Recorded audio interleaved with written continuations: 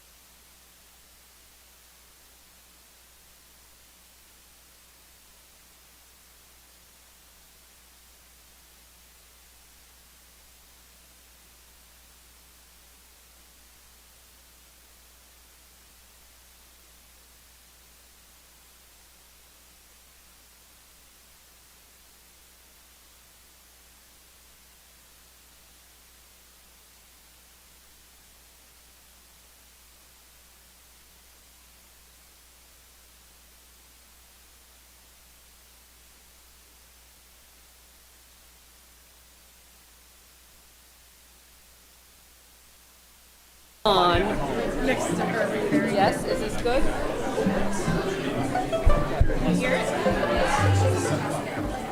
And then when they're done, you can just shut it off.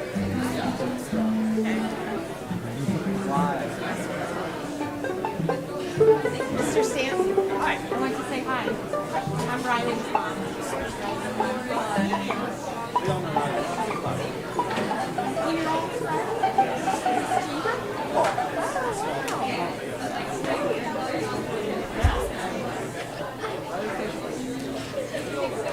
She's the old one.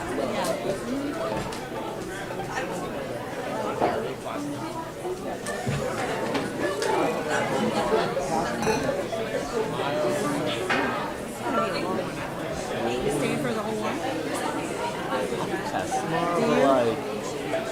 If I go hold on that.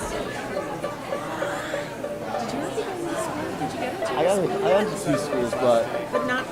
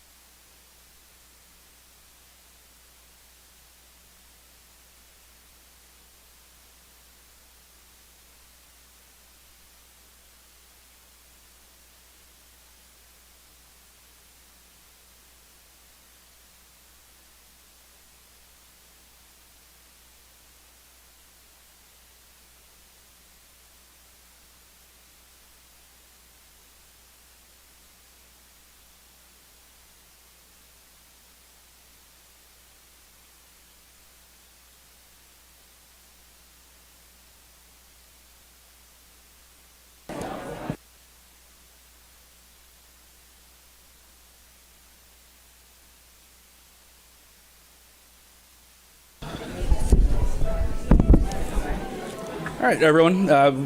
Thank you for bearing with us while we were in executive session. We are now back in public session, and we'll start with announcements. Rob, do you have any announcements for us tonight? I have 2.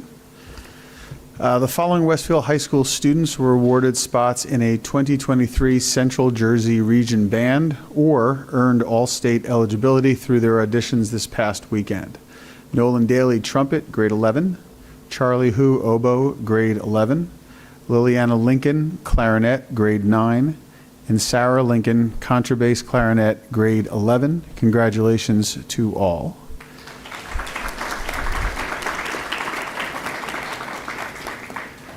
Next, 18 Westfield High School student athletes signed letters of intent with colleges and universities, signifying recognition of the seniors' accomplishments both academically and athletically. The following student athletes will continue to compete at the college level: Dexter Barnes Blake, Georgetown University, golf; Trey Brown, University of Maryland, for lacrosse; Daniel Cortez, Davidson College, cross country, track and field; Kiara Casenza, U.S. Naval Academy, soccer; Lily Dickerson, Quinnipiac University, lacrosse; Tate Essler, Skidmore College, golf; Noah Fisher, Hobart and William Smith Colleges, soccer; Paige Gorsica, Stevens Institute of Technology, basketball; Daniel Hazard, Lafayette College, lacrosse; Emma Kelisoglu, Hamilton College, soccer; Lauren Lane, Loyola University, Maryland, swimming; Alyssa Martinez, Rutgers University, soccer; Liam Murillo, Davidson College, cross country, track and field; Michael Murphy, University of Virginia, wrestling; Annie Ryan, Tufts University, basketball; Ian Schultz, Ithaca College Soccer, Ryan Waldman, Cornell University Lacrosse, and Dylan Ragg, Robert Morris University Lacrosse.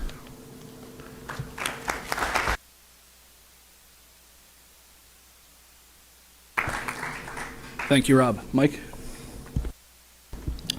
Westfield High School student, 11th grader Aaron Taylor, was recognized by the Kane Diversity Council with the Joy Prescott Humanitarian Award for student leadership and dedication. Aaron was recognized at the Diversity Council's virtual conference, which he attended with other members of the No Place for Hate Committee. Second announcement is congratulations to Westfield High School 12th grader Michael Lieberman for winning first place in the sports writing category from the Garden State Scholastic Press Association for his article on the Girls Soccer Championship last fall. The High staff for 21-22 earned the Honorable Mention Award for editorial writing for their response to anti-Semitism in our schools. Thank you. Thank you, Mike. Mary? I have two also. 7 Westfield High School choir vocalists have been accepted into the 2023 All-Eastern Chorus Ensembles. The following students will perform at the National Association for Music Education Eastern Division Conference in Rochester, New York in April. For All-Eastern Mixed Chorus, Aprameo Chakravarti, Sophie Havens, Evan Leone, and Ryan Williamson. For All-Eastern Treble Chorus, Sarah LaMonica, Angelina Mora, and Lucy St. Dennis. Congratulations to all of those students.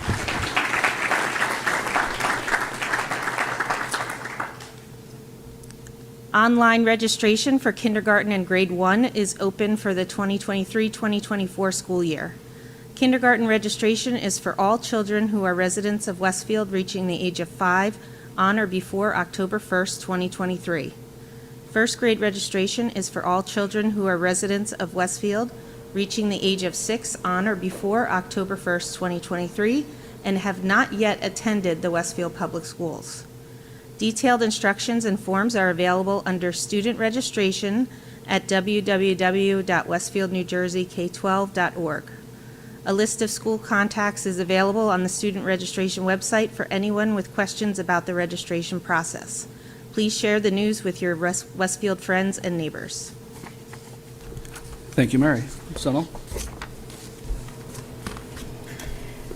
5 Westfield High School students earned perfect scores on recent ACT and SAT subject area tests. Congratulations to the following students: Daniel Cortez, 12th grade, ACT Science, July 2022. Nolan Daly, 11th grade, SAT Math, October 2022. Charlie Hu, 11th grade, ACT Math, September 2022. Lauren McDonough, 12th grade, ACT Reading, September 2022. And Philip Spurn, 11th grade, SAT Math, August and October 2022. Congratulations. Okay. 4 Westfield High School students recently were recognized with the Dr. Derek Nelson Lift While You Climb Award. Annika Vasuna, Madison Wright, Ashley Pisa, Thomas Gakos were recognized for their positive impact on their classmates and school. We thank them for making Westfield High School a better place.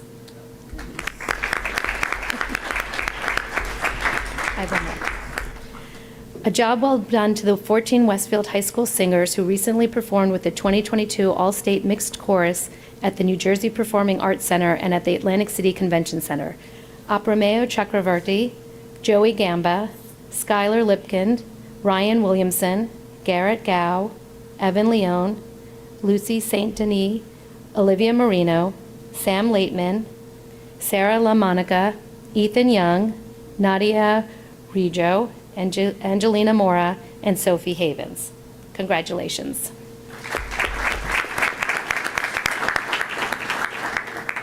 Thank you, Sonal. Layla?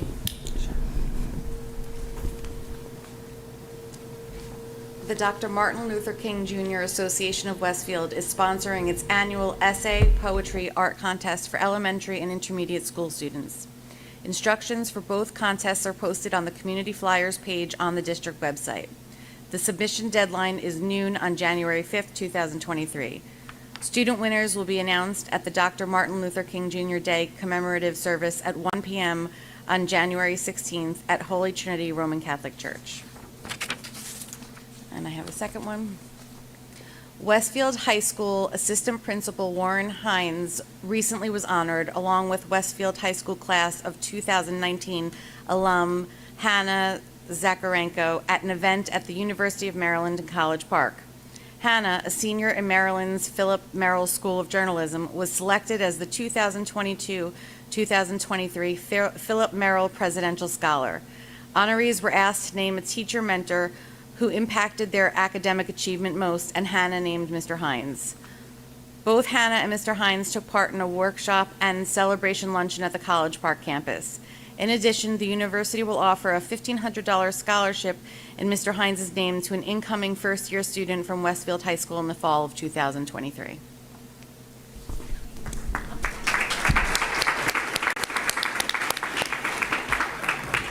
Thank you, Layla. Sahar? Okay.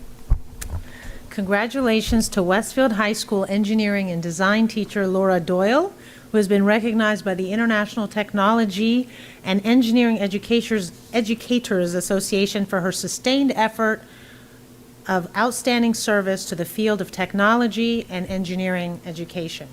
Sustained record of outstanding service. Mrs. Doyle will receive the William E. Duggar Exemplary Collaboration Award next spring for her collaboration with a team of developers consisting of university faculty, institute personnel, and K-12 educators who were selected to design and create aeronautics-themed activities. The Aero Educate initiative offers students an initial exposure to the world of aviation and aeronautics.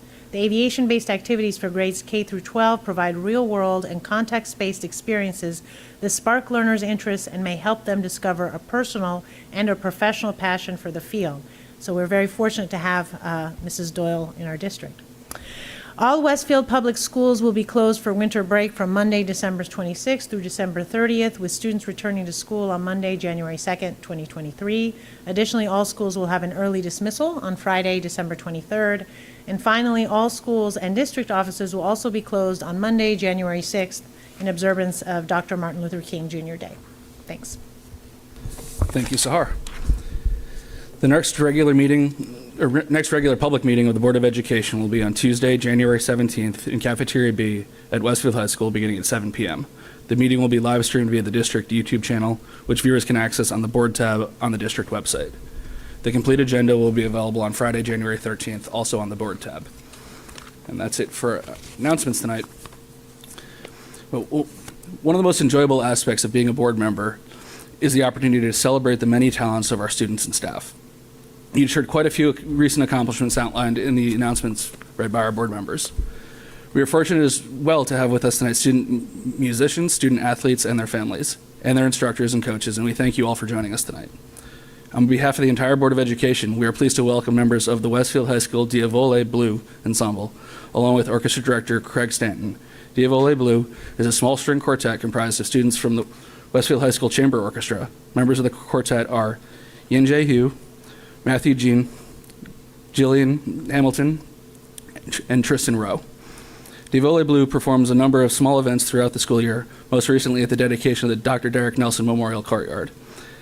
They have also performed at state conferences and local business openings. Tonight they're here to play a few songs of the season for our enjoyment.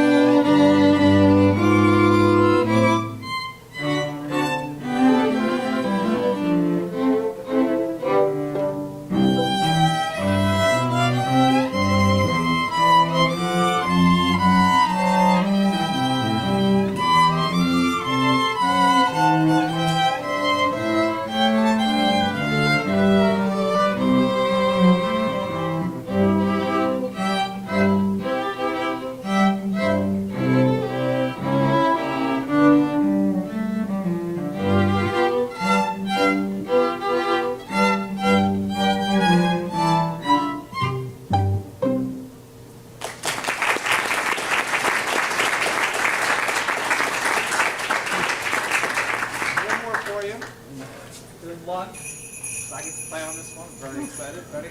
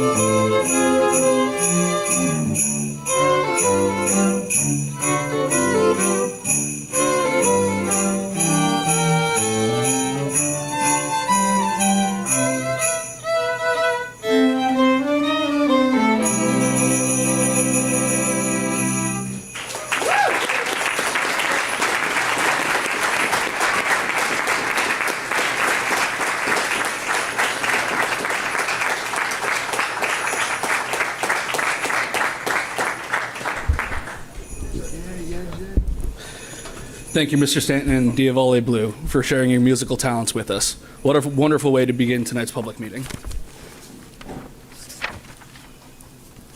We'll now move on to recognition of our student athletes.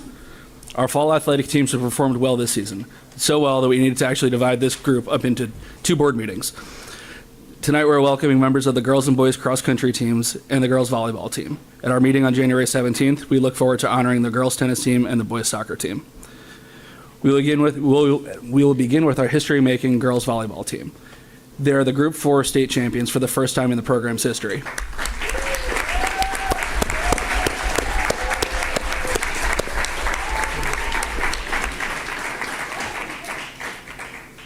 They won the county and sectional titles by comfortable margins and finished the season ranked 4th in the state. Head coach Beverly Torok, who has coached at Westfield High School since 1993, has been named NJ.com's Girls Volleyball Coach of the Year for 2022.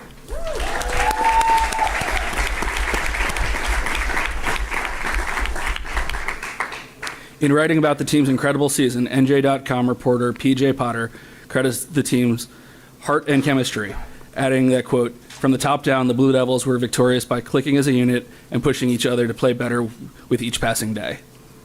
As I call your name in alphabetical order, please come up to accept a certificate of recognition and congratulations from our superintendent, Dr. Raymond Gonzalez, before proceeding to the stage. Carolina Bond.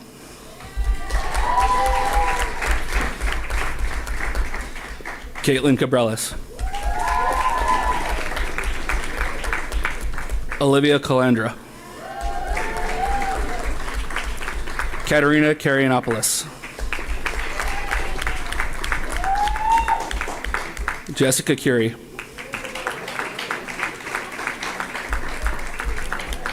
Allison DeFalco. Carrie Evans. Juliana Gallo.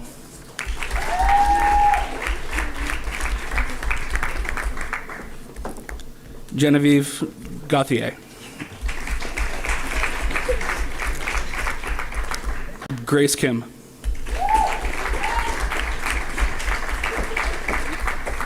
Alessandra Mueller.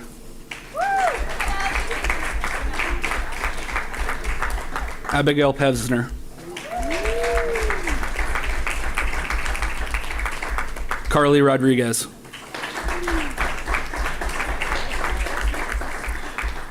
Krista Rumpeters.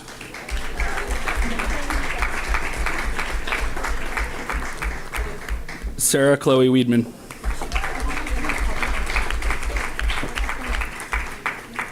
Girls volleyball manager Catherine Carmenci. Assistant coach Ed Saggio.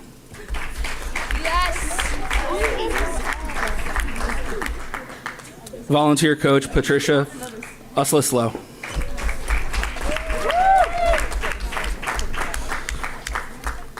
Unfortunately, head coach Beverly Tarr could not be here tonight. I invite athletic director Sandy Memory up to tell us more about this historic season.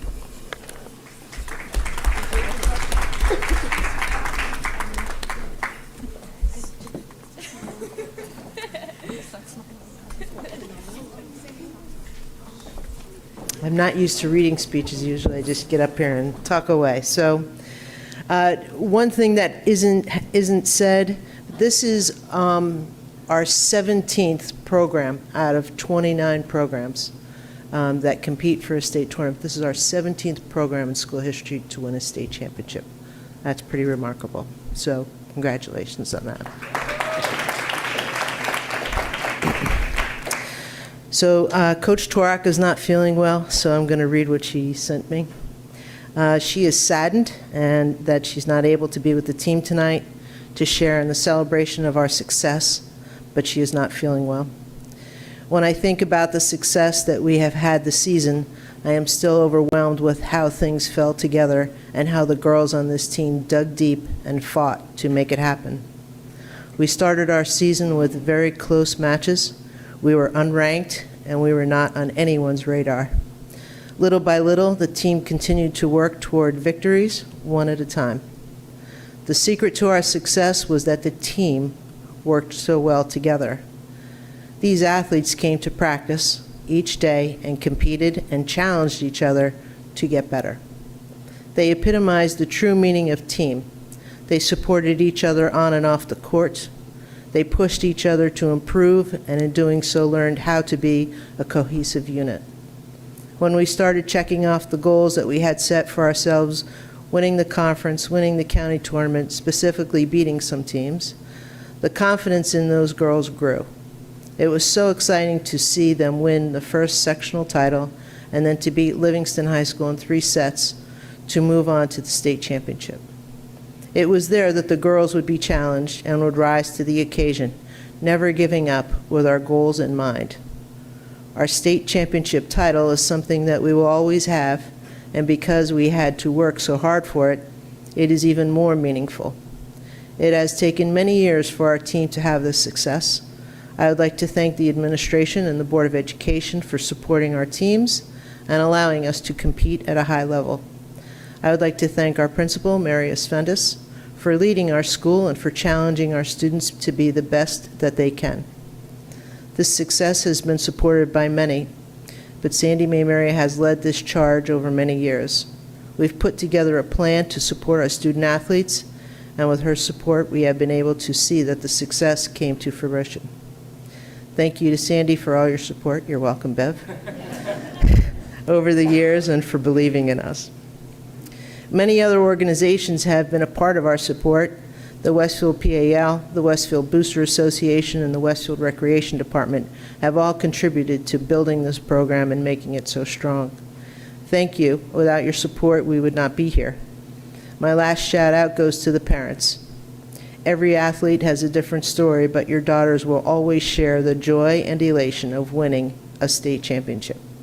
Thank you for supporting them in their quest to be the best. Yours truly, Bev Torak.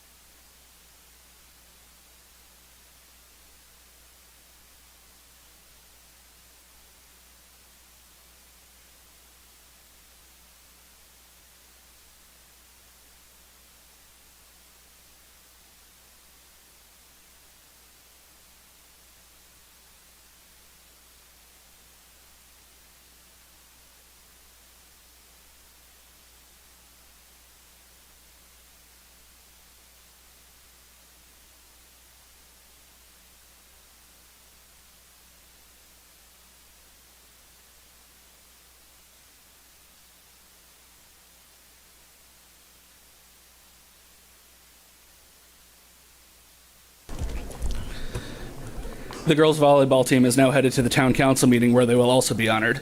Thank you for joining us tonight, and congratulations again on an amazing season.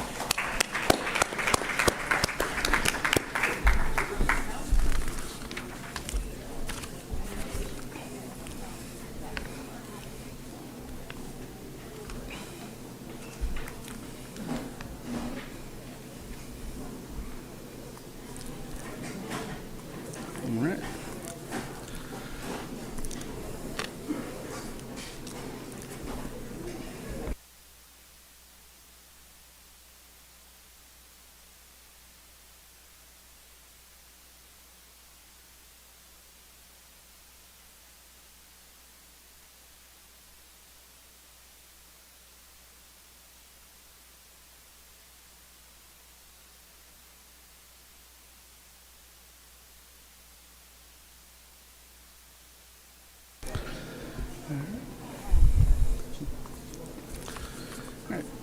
Up next is the girls cross country team, who finished their season with a North 2 Group 4 sectional title for the first time in 18 years. The team placed 13th in the meet of champions, 4th in the Group 4 championship, and 3rd in the county conference meet. I'll leave it up to Coach Bernardi to tell us more about the team's phenomenal season, but first I'll call up each runner in alphabetical order to receive a certificate from Dr. Gonzalez. Please proceed to the stage to await a photograph. Catherine Collins.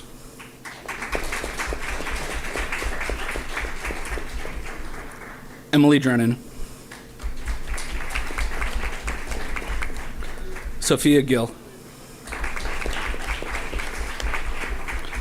Bella Hill. Emily Kapusinski. Sonia Olson. Stacy Walls. Lena Wright.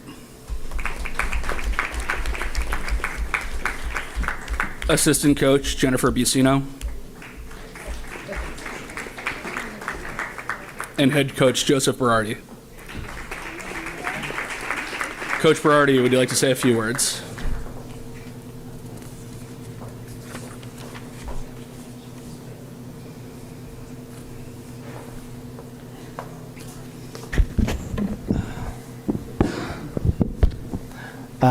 So thank you for having us here tonight. Jen couldn't be here, so I'll say a quick few words about these young ladies and what they accomplished this past season. Started a long time ago. Started July 11th was our first day of practice.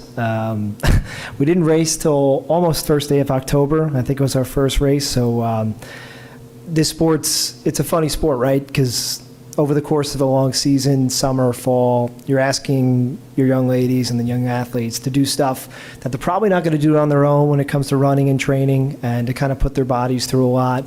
And in order to kind of be a good team and to accomplish a lot of our goals that we had set out for this season, you have to make that commitment, and you have to do those things. And they came in early in the summer, like I said, July 11th, I believe it was a Monday, and kind of put all that work forward. We came pretty close a year before, and I think to have a lot of the young ladies that came back standing here before you, they knew they had like a good team coming back, and to be as close as we were last year, but then to go out this year, and how cross country works is the lowest score wins, and we ended up winning by the sectional championship by 1 point, which was, I guess, kind of made it a little bit sweeter when you kind of win by 1 point. It's that close, and to come into the unseasoned ranked, and I think we ended up finishing 12th or 13th, excuse me, in the state, was a huge credit to these young ladies. I'm grateful for the opportunity to coach them and for the opportunity we were given this past season, and it really kind of speaks to a lot of their character and commitment to lay the foundation. We've had a lot of good young ladies come to this program over the last 5 years since I've been here, and to see kind of this group, some of them their siblings that ran for us, very good runners running at the college level, to kind of come through, and this young group kind of made good on that promise. It was our first sectional title in 18 years, and it was kind of a long time coming, but you can see like the young ladies that have kind of gone before, and now some of them are out of college and working jobs, and to see like the excitement that I got from a lot of them reaching back to see what they had done was really special. So thanks again for having us tonight, and congratulations again, young ladies.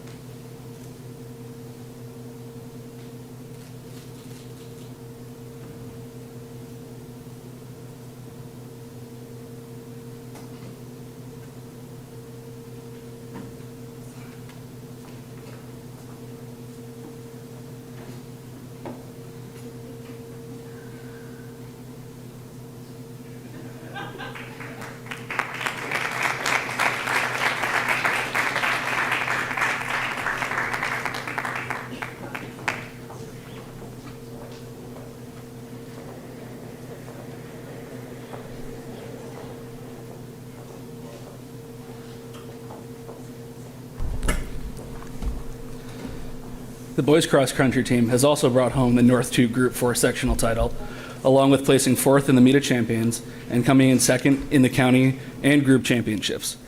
Before we hear from Coach Tefelsky, please come up to accept a certificate and proceed to the stage. Daniel Cortez.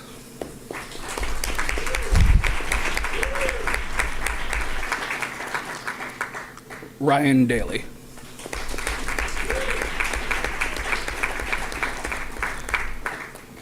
James Gilday.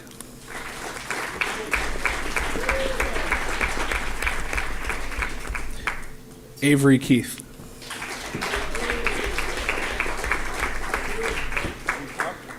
Graham Corrins.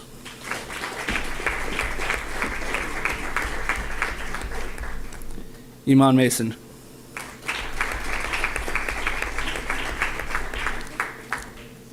Tag Meta.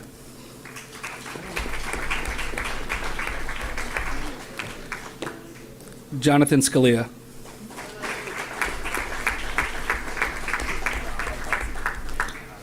Assistant coach Matthew Van Dersen. And head coach Christopher Tefelsky.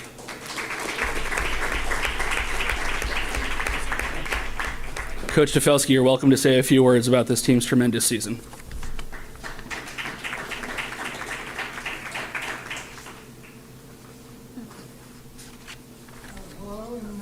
Thank you. It's nice to be back, and I want to start by thanking you for the support of our programs, from the district level to the school level to the support that's given to our programs. And we've got 7 guys up here right now, but there are 77 on our roster, which is one of the largest, maybe the largest cross-country team in the state. And so, you know, these guys are the face of our team. They're the ones who compete in all the varsity meets. But there's 70 plus more guys who are doing the same work.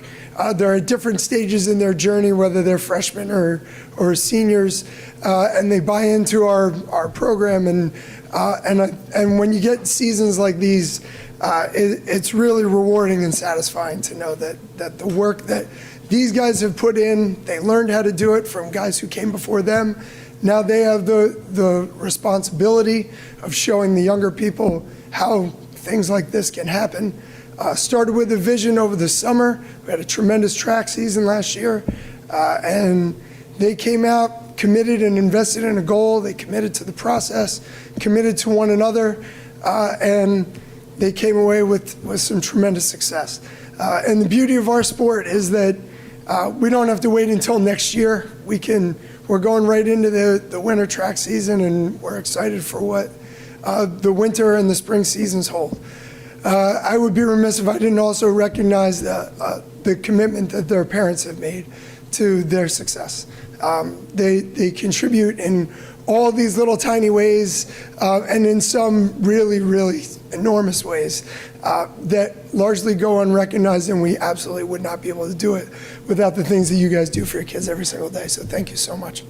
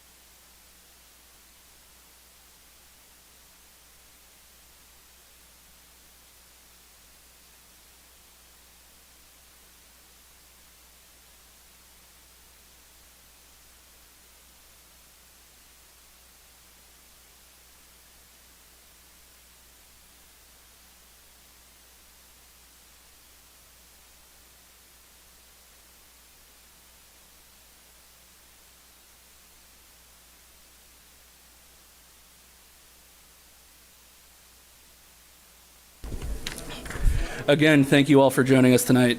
We wish you a joyous and peaceful holiday season, and don't expect any of you to stick around for the rest of tonight's meeting.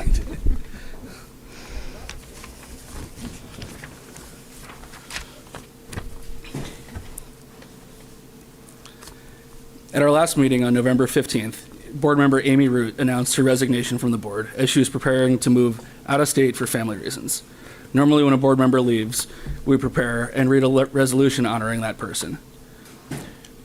With the timing, we did not have adequate time to prepare a resolution for Amy while she was still here. So I'll read it now and hope perhaps that she's tuning into our live stream of that meeting. Either way, we'll make sure to send Amy this framed resolution, and then we thank her for her many years of service and volunteerism on behalf of the students and staff of the Westfield School District. Resolution by the Board of Education of Westfield, New Jersey, to Amy Root. Whereas Amy Root has served for 6 years on the Board of Education with dedication to the children and families and community members of Westfield, and whereas as president of the Board of Education from 2020 to 2021, Amy provided calm and compassionate leadership throughout the COVID-19 pandemic, and whereas as chairperson of the Curriculum Instruction and Programs Committee and the Budget and Finance Committee, Amy Root was committed to fiscal responsibility, innovation in curriculum, and the continued academic, social, and emotional growth of the students of the Westfield Public Schools. And whereas Amy Root served as chairperson of the Long Range Planning Committee, helping guide examinations of implementing full-day kindergarten in the Westfield Public Schools, and along with conversations regarding additional potential long-range plans. And whereas during her tenure, Amy Root also served as board vice president from 2019 and 2020, and as a member of the Legislation, Negotiations, and Policies Committees. And whereas Amy Root volunteered countless hours as a board liaison to the Union County Educational Services Commission, the Westfield Green Team, the Parent Teacher Council, and the PTSO of Franklin Elementary School, Roosevelt Intermediate School, and Westfield High School. Now therefore be it resolved that this Board of Education recognizes Amy Root for her volunteerism and service on the Westfield Board of Education from 2016 to 2022, and that this resolution be presented to Amy Root on December 13th, 2022, and that a copy of this resolution attesting to the appreciation of the Board of Education becomes part of the official public minutes of this meeting. Congratulations, Amy.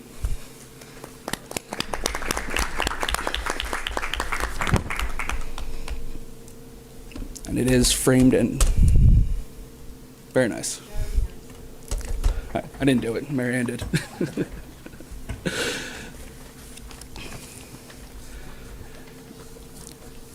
Next, it's nearly impossible to sufficiently quantify the positive impact Dana Sullivan has had on our district since she joined as our business administrator and board secretary in 2012.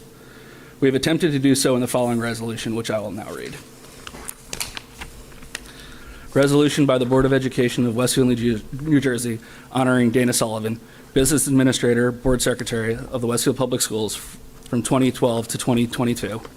Whereas Dana Sullivan has dedicated 10 years to the students and staff of Westfield as business administrator and board secretary, and whereas Dana Sullivan has provided strong fiscal leadership, working with the superintendent to prepare and administer all phases of the annual school budget, serving as the official purchasing agent for the board, and ensuring the proper maintenance of records related to auditing requirements and tax laws. And whereas Dana Sullivan was instrumental in the development and implementation of a multi-year comprehensive maintenance plan and the district's long-range facilities plan. And whereas Dana Sullivan supervised all custodial, maintenance, food service, transportation, and business operations personnel while overseeing the preparation of the district's payroll and administering the district's insurance risk management program. And whereas Dana Sullivan was honored by the New Jersey Association of School Business Officials, NJASBO, with the 2019 Distinguished Service Award for her long-term continuous exemplary service. And whereas Dana Sullivan served as president of the Union County Association of School Business Officials from 2015 to 2017 and 2019 through 2020. And whereas Dana Sullivan has attended approximately 180 meetings of the Board of Education and countless board committee meetings during her decade of service at the Westfield Public School District, always providing a calm, measured, and expert advice. Now, therefore, be it resolved that this Board of Education recognize Dana Sullivan for her outstanding service to the students, staff, parents, and community of Westfield, and that this resolution be presented to Dana Sullivan on December 13th, 2022, and that a copy of this resolution attesting to our appreciation becomes part of the official minutes of this meeting. Thank you, Dana. And before I turn it over to board member comments, Sean Sullivan would like to make a few words.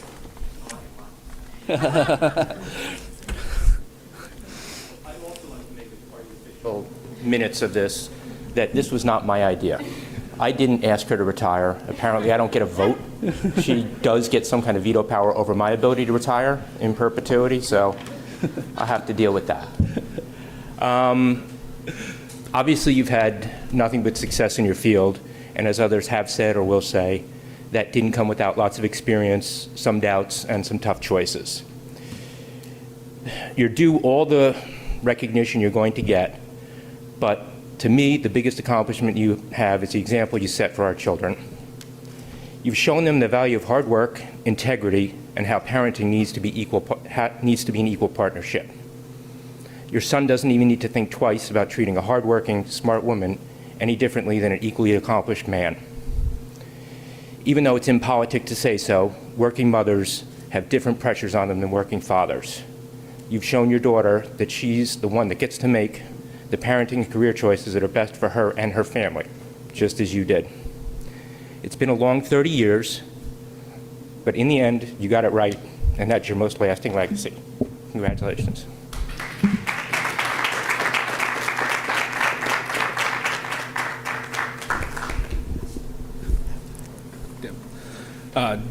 Dana, I've tried to say no every time you said you were going to retire. I've joked about it. Can we reject the motion when it came before us? You're the only person sitting up at the dais tonight who's been here longer than me, and I can't thank you enough for everything you've taught me over the last decade. Whether it's the intricacies of state law, the fact that some of it doesn't always make sense, but we have to follow it. You've encouraged me. You've held me back when I needed to. And I'm lucky to call you a mentor and a friend, and I do hope we stay in touch, and I hope you truly enjoy your retirement.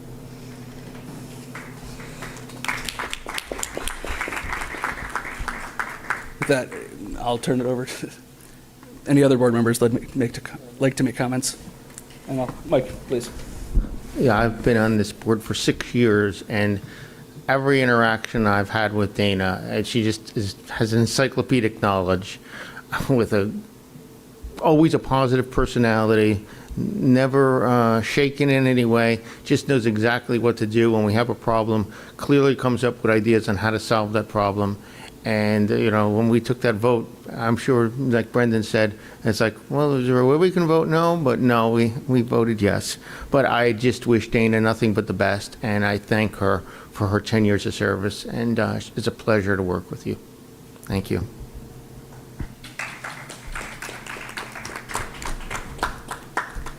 Layla? It really has been an honor and a privilege to work with you. It's been 2 years, but what I've learned from you is unmeasurable. I think it's really rare in the field of education to work with women who are just so vested in the success of all the people around them, and you are confident and knowledgeable and approachable, and really thank you for everything you've done for our district, and thank you for everything you've done for the board.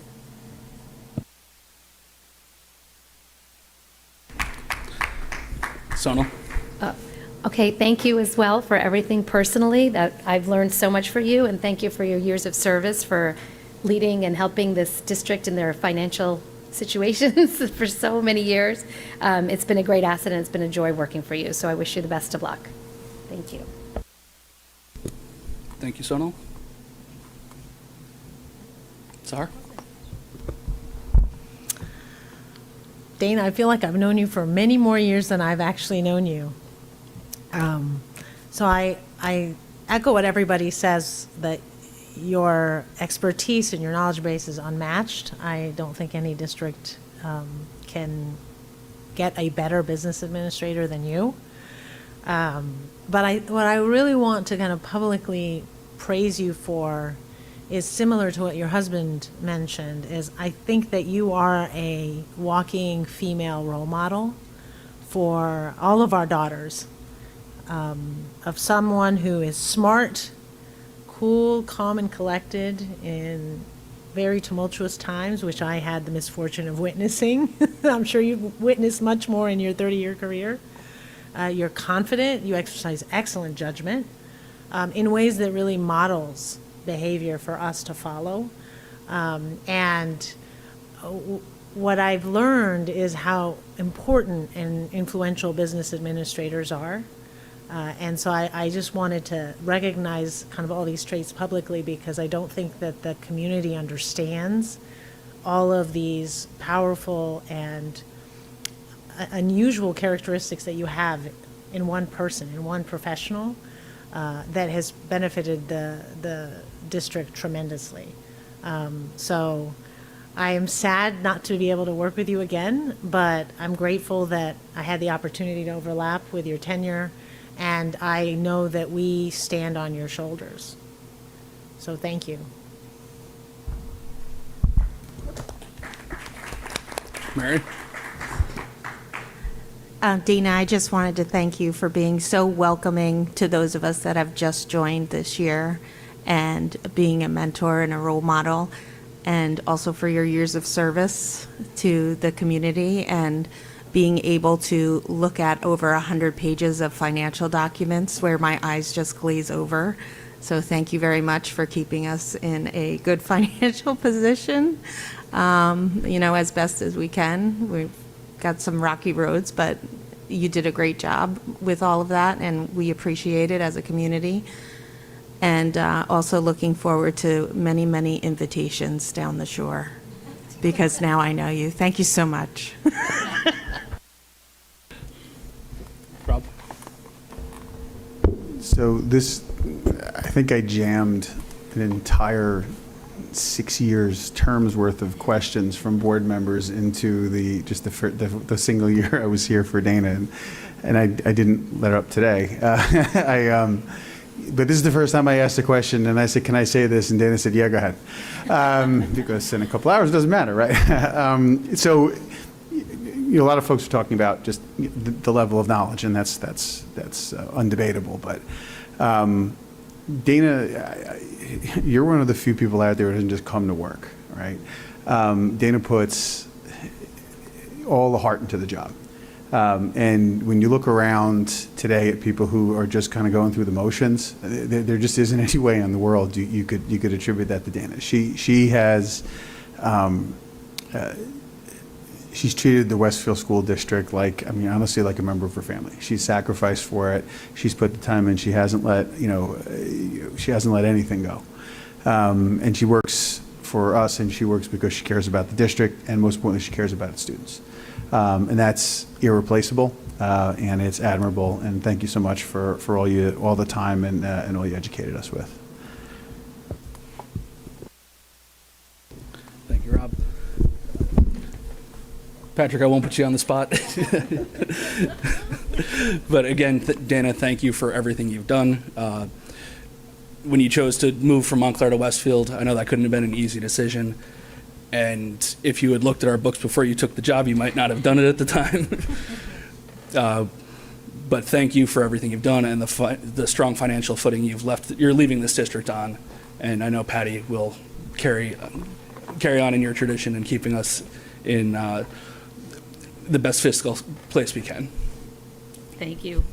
I just wrote a few things because I knew I would be emotional tonight. By the way, leaving Montclair was the best thing I ever did, best decision I ever made. My husband will agree to that. In my 30-year career, I have participated in more than 600 board meetings, so maybe only 180 here, but 600.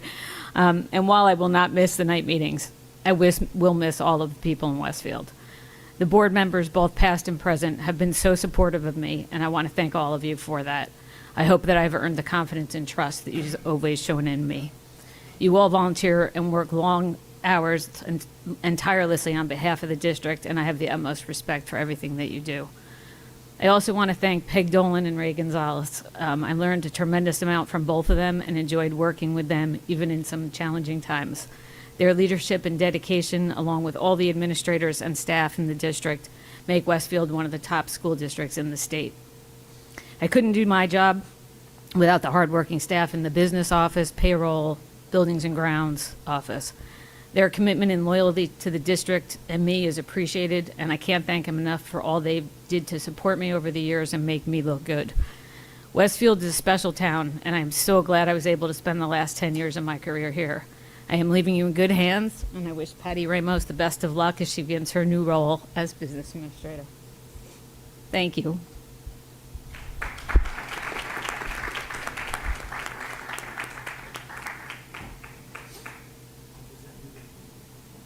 What? Oh.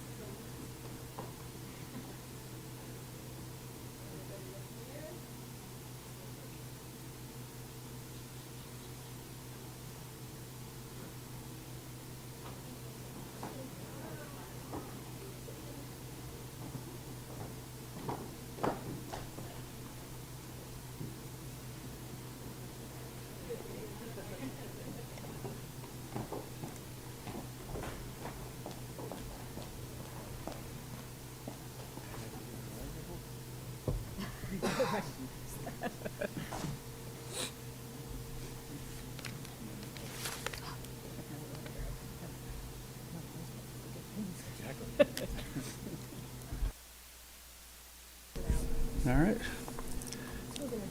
With that, I will turn the meeting over to Dr. Gonzalez for the district administration reports tonight. So this evening, I will defer my report to two presentations that we have scheduled for this evening. The first will be a presentation of the audit for the fiscal year 2021-2022. So we'll invite our presenter to come up at this time.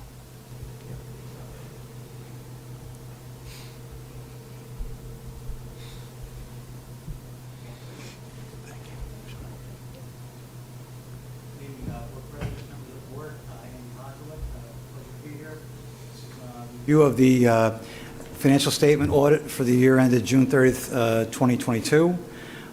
What you had submitted to you is a draft report, and it's not the full report at this point. As in the past several years, we are still waiting upon information to be provided by the state of New Jersey with respect to what's called OPEB benefits, which impact your net government-wide activities statements. And once that information is provided, then the full report will be presented. I don't anticipate any material changes whatsoever to what's been provided to you folks at this point. So if that were to occur, obviously I would come back and discuss that with you. But at this point, what you have before you, we envision will remain when the final report is furnished to you. Just very quickly, you've maintained reasonable fund balances. From year to year, your fund balance overall in the general fund did decline to some degree from 2021 to 2022. A lot of that really seemed to be the result of increased health benefit costs year over year. But again, your fund balances are reasonable with respect to what you have. You'll have to manage your fund balances a little bit going forward. The allowable amount for fund balance retention is going to reduce from 4% back to 2%. So they'll have to, pay attention to that. Just in terms of the other fund balances, again, you have a capital projects fund. You did spend that down to some degree over the course of the year. Back in 2021, their capital projects fund was at $8 million. You're down to about $2 million going forward from 2022. There was a question at the Finance Committee meeting about bonding capacity.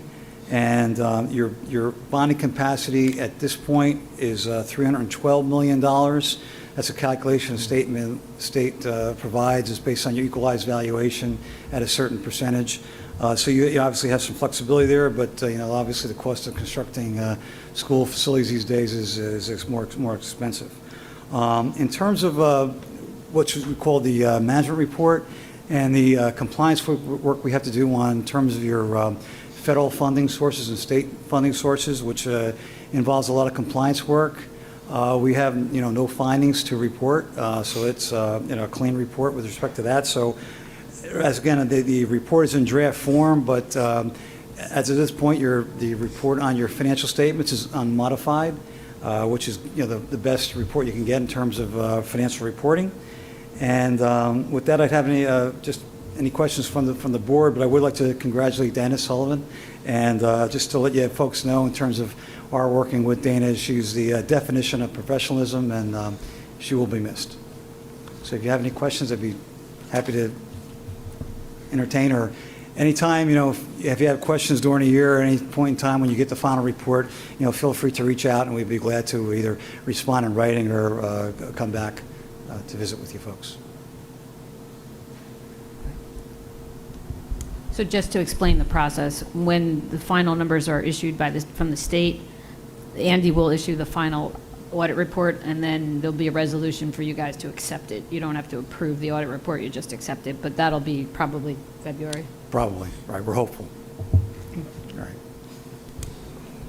Thank you. Okay, thank you very much. Good evening. Thanks, Andy. The second report this evening will be the New Jersey Graduation Proficiency Assessment Class of 2023 Field Test Report. Assistant Superintendent Dr. Paul Panero will be presenting the results this evening. Thank you, Ray.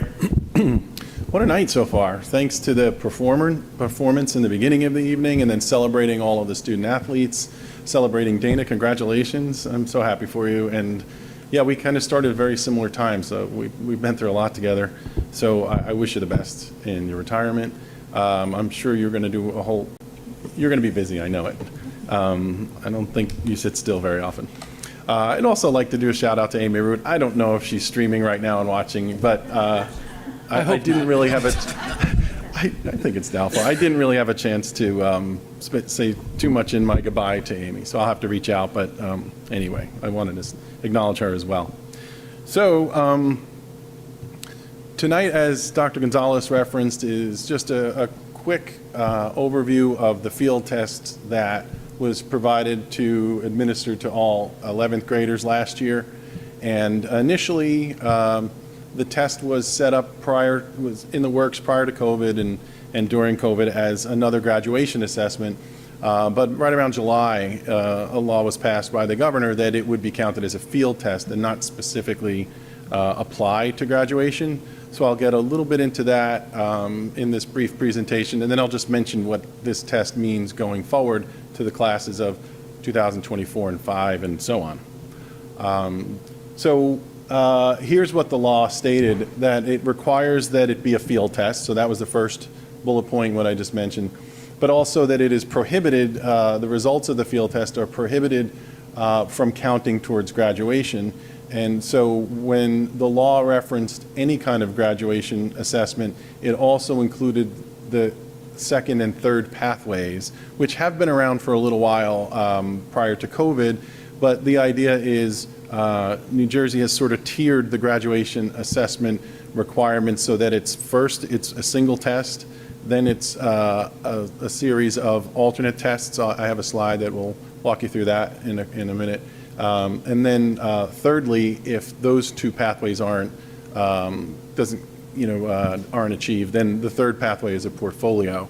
Again, I'll touch on that in just a second for classes of 24 and 25. But really what it comes down to for our current class, senior class of 2023, that their requirement is to meet all other state and local graduation requirements, including but not limited to credit, curriculum, and attendance requirements.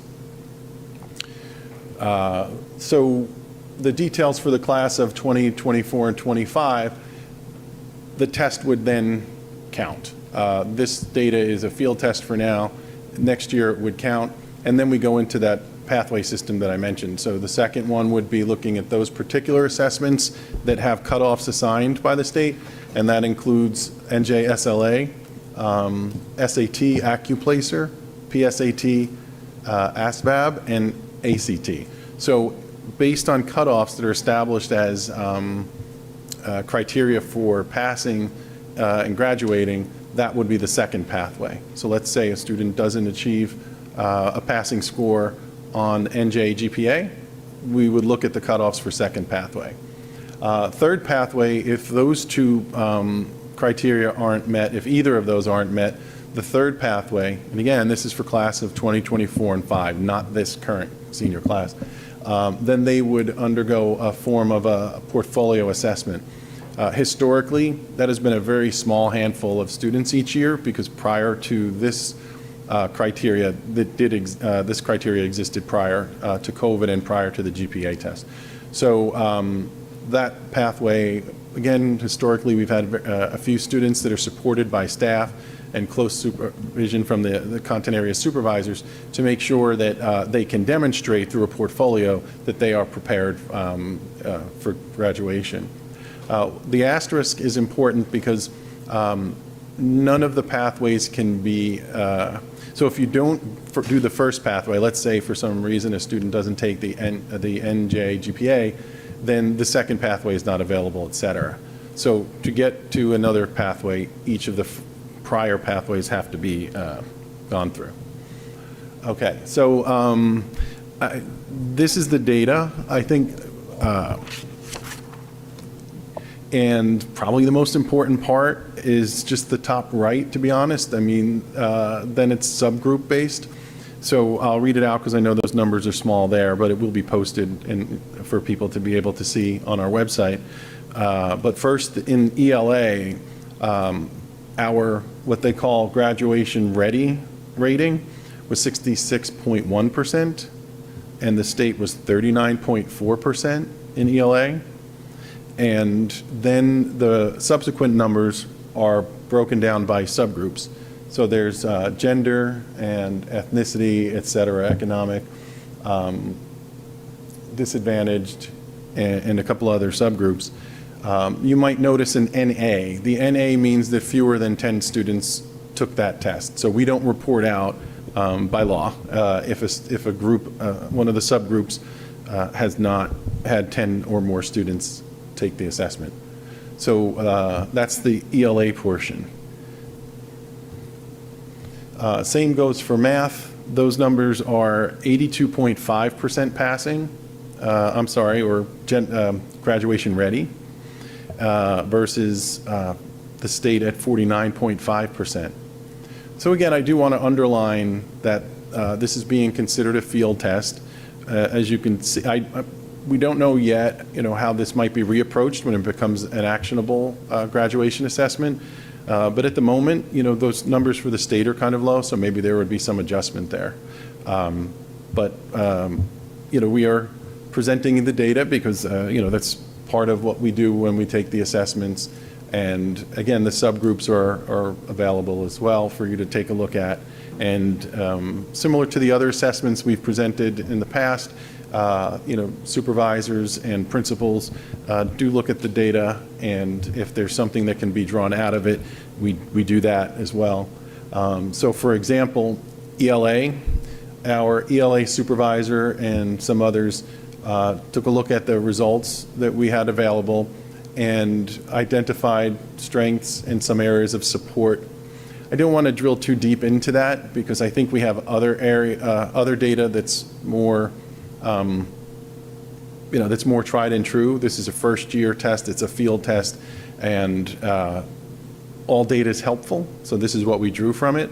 But really, we focused a lot more on, say, NJ SLA and some local data as well, our district data, and maybe to some extent Start Strong. But really, there's no reason not to look through data when you have it. And the supervisors have identified a couple of areas along with teachers that they can look at. If this were a portfolio year, for example, that kind of data would be, useful for working with students who might be in that process. So that's the ELA piece. And then there's some strength support and how to address concerns in math as well. Again, if these students were going through portfolio, then the areas for addressing concern would be more targeted toward, you would see me putting something up there to the extent of that there would be small group instruction, intervention, that kind of thing. Instead, the information is shared with the teachers, and they incorporate it into their regular instruction. Before I open it up to any questions you might have, I've also put the screenshot on of when you go to New Jersey Department of Ed. I put the link up there as well. It breaks down the graduation assessment criteria. And again, it's really important just to remind, class of 2023 is different than going forward with 2024 and 25. It might be a little, it's a little confusing there, but if you combine that with some of the broadcasts from the state and the law itself, which I quoted directly, then you have a good sense of the fact that you have your field test, and then you have next year, it'll be an actionable graduation assessment. So, are there any questions I can answer? Sure, Layla. I'm sure that you get asked this question all the time. So, will this be the only test that these, not this year, not the field test, forget Okay. this year, next year, this proficiency assessment, will this be the only test that they're given, or they're still taking the NJSLA? Yeah, they still take the full battery that they've been taking. This one is the one that's linked to graduation. So I'm going to rephrase, I'm just talking, I'm processing. So they have to take whatever test, the SAT, the PSAT, the ACT, the PARC, or whatever they've decided they're going to take next year. Yeah. They have to take that test. Regardless of their performance on that test, they're taking this test as well. Without this test, their second pathway would be to look at the tests that they already have taken? Alternative assessments like SAT, ACT. So I guess if you wanted to put it into the perspective of perhaps the state, the individual NJSLA assessments along the way are good data for teachers and supervisors, administrators to apply to inform instruction and even in some cases curriculum. Sure. And then when you hit that 11th grade test, it can still be used that way, but it's meant more to identify if students are in fact prepared to move on after graduation for college and careers. So this test though is taken as a senior, correct? No, it's taken as a junior in the spring, so it's Okay. late-ish spring, and then by the time the data is available, students become seniors, so yeah, it's Okay. prior year. And the NJSLA is for 11th grade taken then as well, correct? No. This is the test they take in 11th grade. They don't. Okay, so they're looking at previous years NJSLA. So maybe I missed it. So they're taking their NJSLA until they get to 11th grade, and then they take GPA instead of NJSLA. Okay, that's there you go. Okay, so they're not taking it both. Correct. Okay, thank you. Yes. That makes it clear. Thank you. Sorry, Paul. Hi. Yes, Sarah.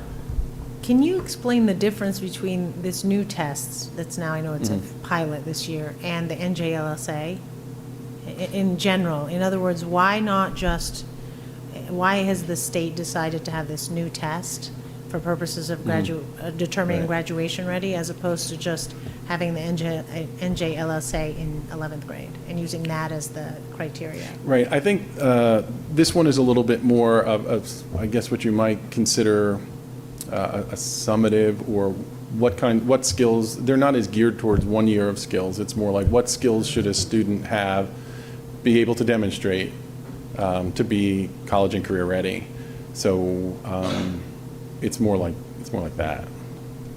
So I haven't read the law, but does the law effectively, is it going to have a threshold for high schools in order to obtain state funding, or is this simply just for measurement purposes, or will there actually be Yeah. financial consequences? Yeah, no, I don't know that there would be financial consequences. I mean, what I've seen historically is if a district is not meeting standards in some way of growth, which we haven't really done that as a state in a long time. Then those were at times way back when maybe a district was taken over by the state. In this case, it's purely a matter of certainly those performance reports are available, and certainly the Department of Ed monitors how schools are doing. But for the most part, it's really geared towards what students need to do in order to graduate.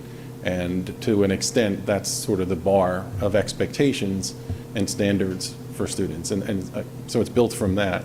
So districts would not be, it's not used for that, is what I'm saying. In other words, a student could flunk this test, but still graduate. Oh, sure. Well, yes. Okay, so I have a one more question just related to the numbers, and I realize this is still preliminary, and I'm not going to compare Westfield to the state because the numbers for the state are atrociously low. But just facially, when I look at this, it tells us that a third of our 11th graders are not graduation ready, and Right. that facially looks troubling. And Agreed. I don't know how to interpret that, so I thought maybe you could Agreed. provide some I can insight. provide maybe a little bit of anecdotal, and I'm not exactly sure if the expectations on this test will be dramatically changed for next year. I think a lot of thought has to go into it as far as the state is concerned, because those numbers, maybe the test was based on expectations prior to COVID. But anecdotally, and I'm starting to find more avenues for comparative data, and so I'm happy about that across the board. But in this case, I've spoken to some peer districts, and we've done well, if not better than them. But again, these are like people, right? So we all were in the same boat, calling each other, saying, "Oh my God, what did you get?" And they're similar, good districts. I will be able to, we all will, at some point, compare more to peer districts. That information eventually is released in school performance reports. That hasn't happened yet. Yeah, I'm looking actually at the ELA, the math is not as bad. But, so, I just wanted to raise the issue, and I don't know if this would be under the board's purview or more under the administration's purview, but either something is wrong with this test, because I don't think Westfield is the kind of district where you would anticipate a third of its high school 11th graders are not ready for graduation, or there's some kind of mismatch in the curriculum with the expectations of the state, at least on ELA. And again, I don't know the answer. I know this is a pilot program, but I just wanted to flag that because the numbers stand out. Could I jump in here? And I think it's the same thing with like the standardized assessments when you're testing, student for learning disabilities or any standardized tool. They have to standardize it first. So I feel like this is they're trying to see how accurate it is. So they have to, like you said, adjust what they're really looking at, right? So this is like a rough draft, so to speak, of what the test will really look like. I wouldn't argue with that. Yeah. I don't have that necessarily in writing, but No, right. I think that's well said. Mhm.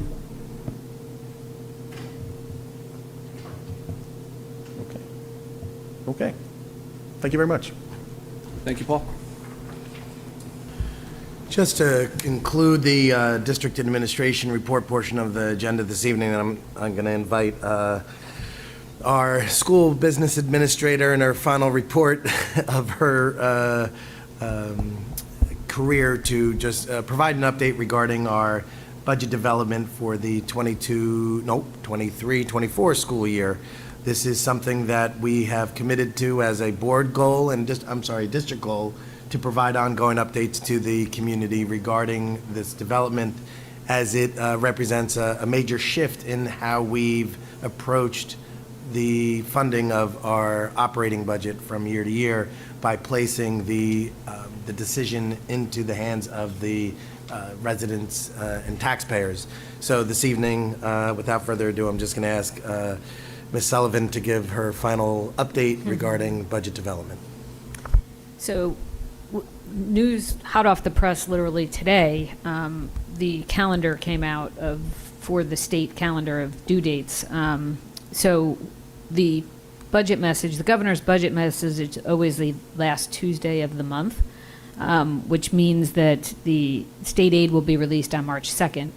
So the original due date for the budget was March 4th. March 2nd is a Thursday, so March 4th would be a Saturday. They did change that to March 8th.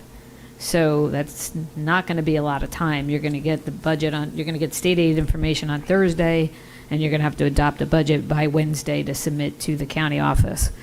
As far as the budget itself, they also changed the date of the election, which was originally April 18th. But because of a religious observance that day, they changed it to April 25th, which is getting kind of late in the year. But obviously you have no choice on that. The budget itself, there is going to be 2 questions that are going to go out to the public. There is going to be what I would call the base budget, which is the budget at the 2% cap, plus any eligible waivers that the district may be able to take advantage of. The only waiver that I would think we'll be able to take advantage of is for health insurance increases. For the last couple of years, we have not been able to use a health insurance waiver. So if you remember last year, that was part of the problem that we had. We didn't have a waiver for health insurance increases. This year, we do expect that there will be a waiver, and it's all based on the state health plan. So we do expect that there will be a waiver. We won't know the amount of that, and we probably won't know the amount until we get state aid, which will be March 2nd. So there's going to be a lot of unknowns until March 2nd. But when you do, as I was saying, there'll be 2 questions. So the first one will be the budget at a 2% cap plus the eligible waivers. And then there will be a second question. So the public will vote on both of those questions separately.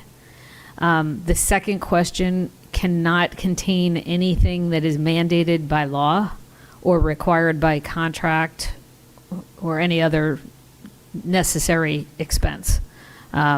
So it will have to contain other items, other costs, and if that part of the budget gets voted down, you cannot add those back. So if the base budget gets voted down, then you will go to town council. Town council will review it, make changes if they would decide to or not. They don't have to. If they do decide to make reductions, they'll have to tell you line by line where to reduce. If you don't like their reductions, you can change, you can reallocate. So if they tell you to cut, 2 teachers in the middle school, and you want to cut something else and move the money back to that, you can do that with the base budget. With the second question, nothing can be done to add those costs back. So anything in that second question, if the second question if it's not a yes vote, then anything in that second question you will not be able to add to the budget, even if you reallocate or do anything else. And again, those are all non-mandated costs. So the budget is in pretty good shape right now. We have a first draft of a budget, which is really early to have the budget pretty much ready to go. But of course, there's a lot of unknowns. But in the next couple of months or month or so, I'm sure Patty and Ray will be working on developing what that second question is going to look like. There's going to have to be some, if this, then we do this, and if that, then we do this, because the variables here are state aid, your health insurance increases, your waiver amounts, and none of that will probably be known until March 2nd, with, again, a turnaround from Thursday to Wednesday. So does anybody have any questions about the process or the budget? Why has the state made it so complicated? That's crazy. It's crazy. Oh, no, that wasn't rhetorical. For your last presentation, explain the state's logic. I'll try to figure that out. The second question, or the way the state's making us ask the voters in 2 stages, not on our own accord. Like I would appreciate if the state gave us the option to say, this is what we need for our budget. Would you guys like to fund Program B at $1 million, just as we would normally with the second question? But the fact that we have to separate what we call our base budget into 2 different numbers is going to require a lot of work on our part to make sure the public fully understands what we're asking them. Right. The public's going to have to fully understand, to your point, that you're not adding programs, you're maintaining programs. Yeah. There may be some items that are necessary, that, the superintendent determines are necessary that get added, but for the most part, that second question is going to be maintaining programs. Yeah. I would think that the public will understand that because of what we went through last year. The fact that we had to make those reductions, I think the message was clear that we cannot sustain programs with a 2% tax increase. But I think where it's going to be a lot of work on your part as well as the administration's part is that people understand that if the vote is no, there is nothing you can do to add those programs back. Mm-hmm. And the wording for referendums is never particularly clear. Right. The explanation that's attached to the question on the ballot makes it worse. Right. And yeah, we are going to have our work cut out for us to explain the process, but specifically that part 2 is what we need to operate, not what we'd like to have. Absolutely. Can you clarify how that, maybe give an example of if the second vote is rejected or doesn't, is turned down by the voters, then how that affects our base budget? I'm thinking, let me give you kind of what I'm thinking, but I don't know if this is correct.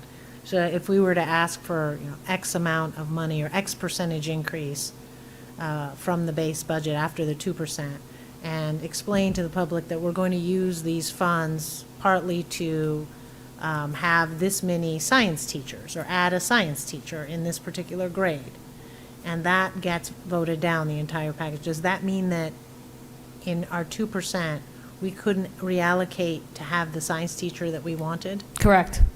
If it's listed in the separate question and the separate question is voted no, so if you have, let's just make numbers up. If we had 15 science teachers and you had 13 in your base budget and 2 in the separate second question, and the second question does not get approved, you will only have 13 science teachers. And if we currently had 15 and we're funding 2 through the second budget vote, that means we would have to lay off 2 science That's correct. teachers. That's correct. And I can say with confidence that a very large part of that second question will be existing programs and staff.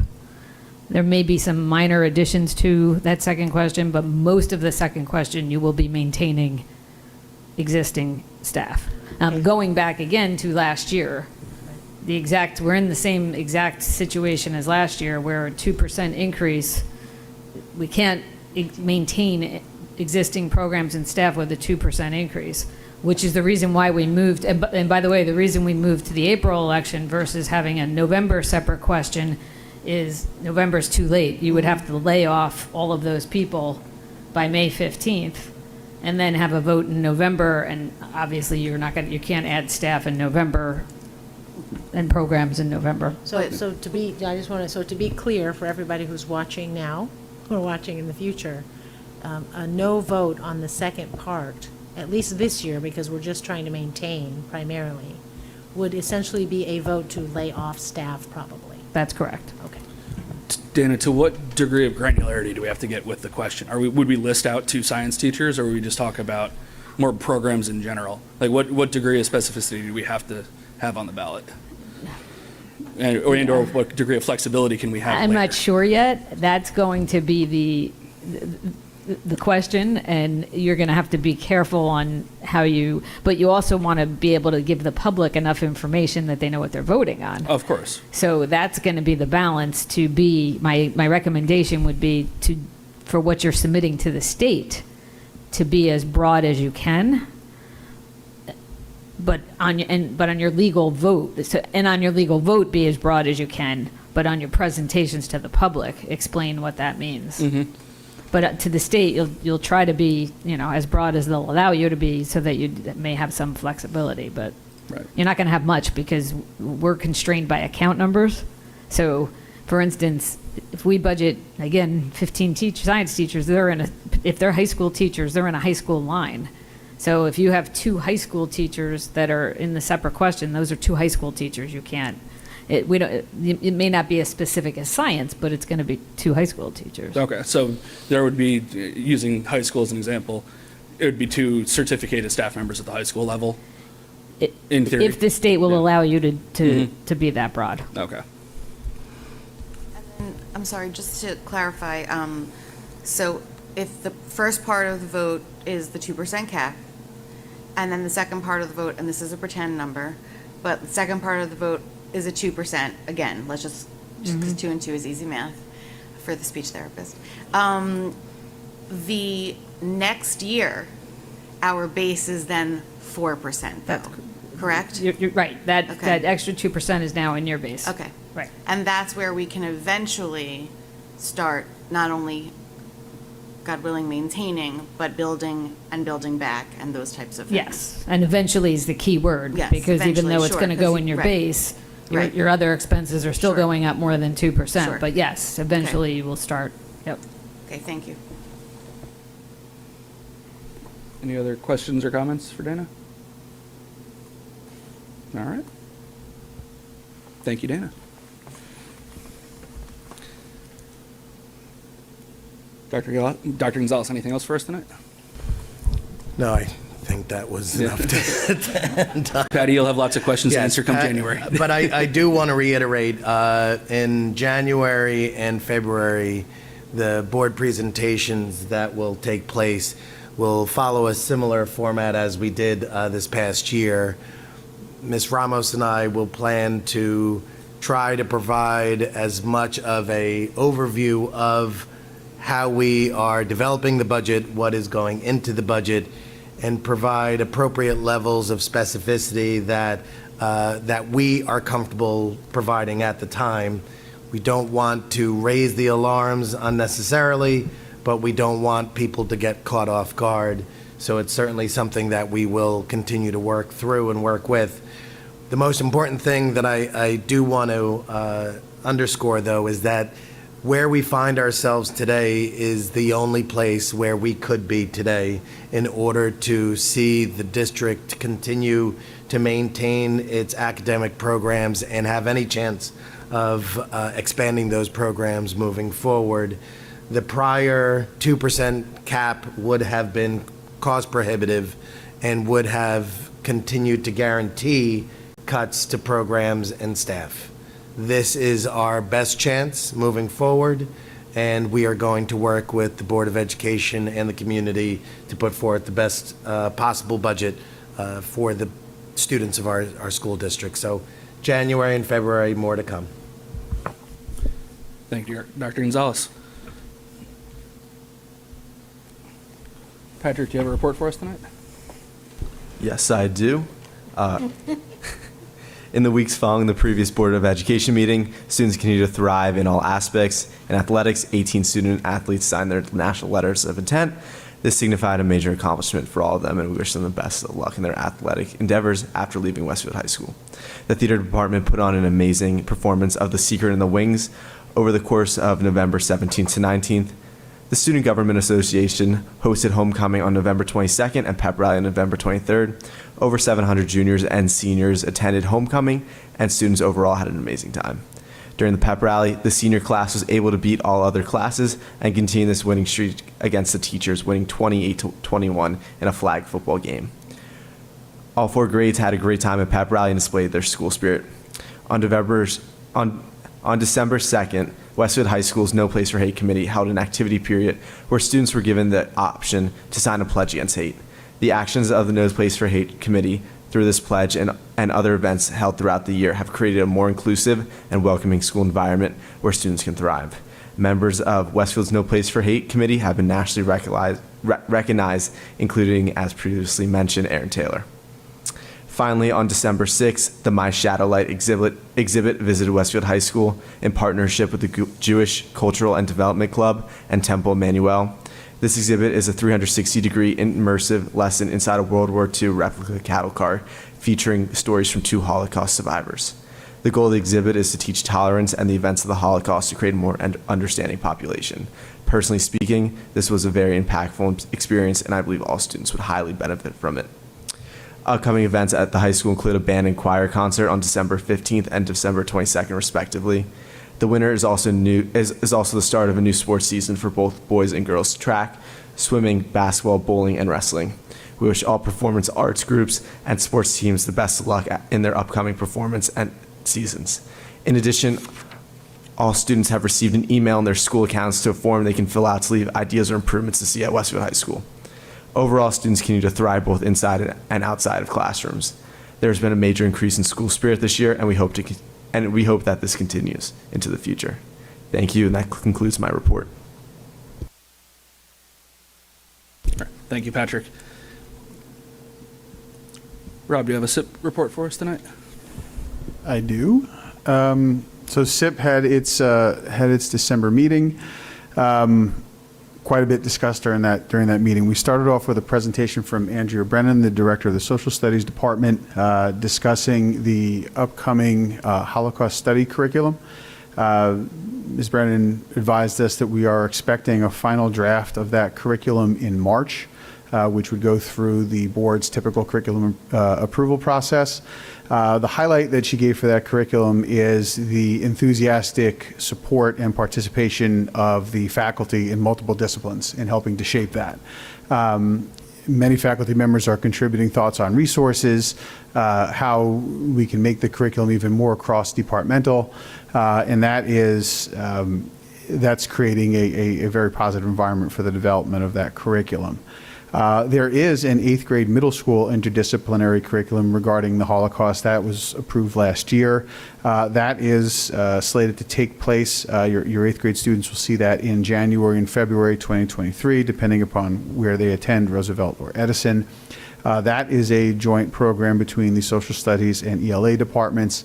And the goal, obviously, is to provide greater information on the Holocaust and a multifaceted education program, but also a humanities-like experience for these 8th graders. As they progress to high school, they're going to be seeing more classes like this. So they want to give them not just the information, but the idea and the experience that these are the kinds of classes you're going to be seeing as you move up into the next levels. Ms. Brennan also mentioned that our K through 12 teachers are part of the Kane University Diversity Council meetings. Our 6th to 12th grade teachers have been involved in that council for quite some time, but again, to expand further knowledge, the K through now 5th grade elementary teachers are regularly attending those programs.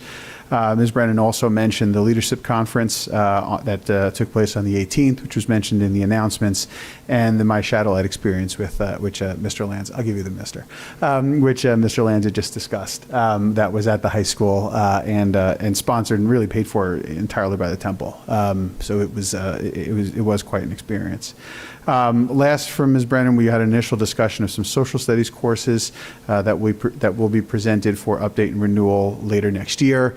For those watching at home, the district on a regular basis reassesses all of its curriculum on a cycle. So you'll see different coursework coming up over the course of the next few months. Nothing in particular, usually just making sure that we are still operating according to what the state standards require. That was the social studies aspect of the meeting. We also had a presentation by Tom Weber, the director of the Visual Performing Arts. We do have visual VPA curriculum to move on first reading tonight. Most of those changes are really ministerial and language changes that will align our curriculum documents with state standards. And we have, which we're very happy to hear, we've already been meeting and frankly exceeding those state standards in our courses. This really is just to make sure the documents match the effort and the output. Just a quick background, the state standards are focusing on appreciation in history, basic skills, and introduction of performance in elementary schools, continued development of those skills, and higher caliber performances in intermediate schools, and then obviously meeting high school requirements through multiple immersive elective experiences in the high school, and that's designed to accommodate both kids who are just taking these as part of a requirement and want to broaden their horizons, as well as students who look at this as a career path and are interested in performance and competing. So we'll see those move later. We also, we had Tom with us, discuss the budgetary changes to the VPA that we had to implement last year, how the chorus, the drama, and the band programs are adjusting to those. I think the overall response is that it is mixed. Some of the programs were inconclusive until the chorus and band concert season was incomplete. We're in the middle of that right now. I think Edison is actually in the middle of a performance as we speak. We are, however, overall seeing chorus programs remaining strong amid adjustments. There was some enrollment decline in those programs, which we did ask Mr. Weber to provide data on. He reported that band enrollment remains strong and that that band has continued to be supplemented via guest expert instructors. So, for example, if a professional trumpet player will come in and work with the folks who are playing trumpet or violin, et cetera. Review on drama was mixed. There are some new directors for programs and for plays. They're getting used to how the program is managed, how to work with parents who provide, incredible support to these programs. And certainly the loss of the district production manager, the folks who handle the technology is being felt. It's being managed, and Mr. Weber's keeping an eye on that to see how we can better improve that. The members of the committee did highlight some para concerns, made some suggestions for improvement, and those were all taken well. Finally, the last couple of things, we did review the NJGPA presentation that Dr. Pinero provided. We reviewed a few additional policies that will be discussed when the policy committee gives their report. And finally, we reviewed a few field trips for approval, including multiple trips for performances, band competitions, a robotics competition, and a trip to the Holocaust Museum in Washington, D.C. to occur in March. For approval this evening, we will be presenting on first reading the visual and performing arts curricula. We will also be submitting for approval 11 district field trips, and we will also be approving 2 student teaching candidate appointments. Those are items A, B, and C respectively on the agenda.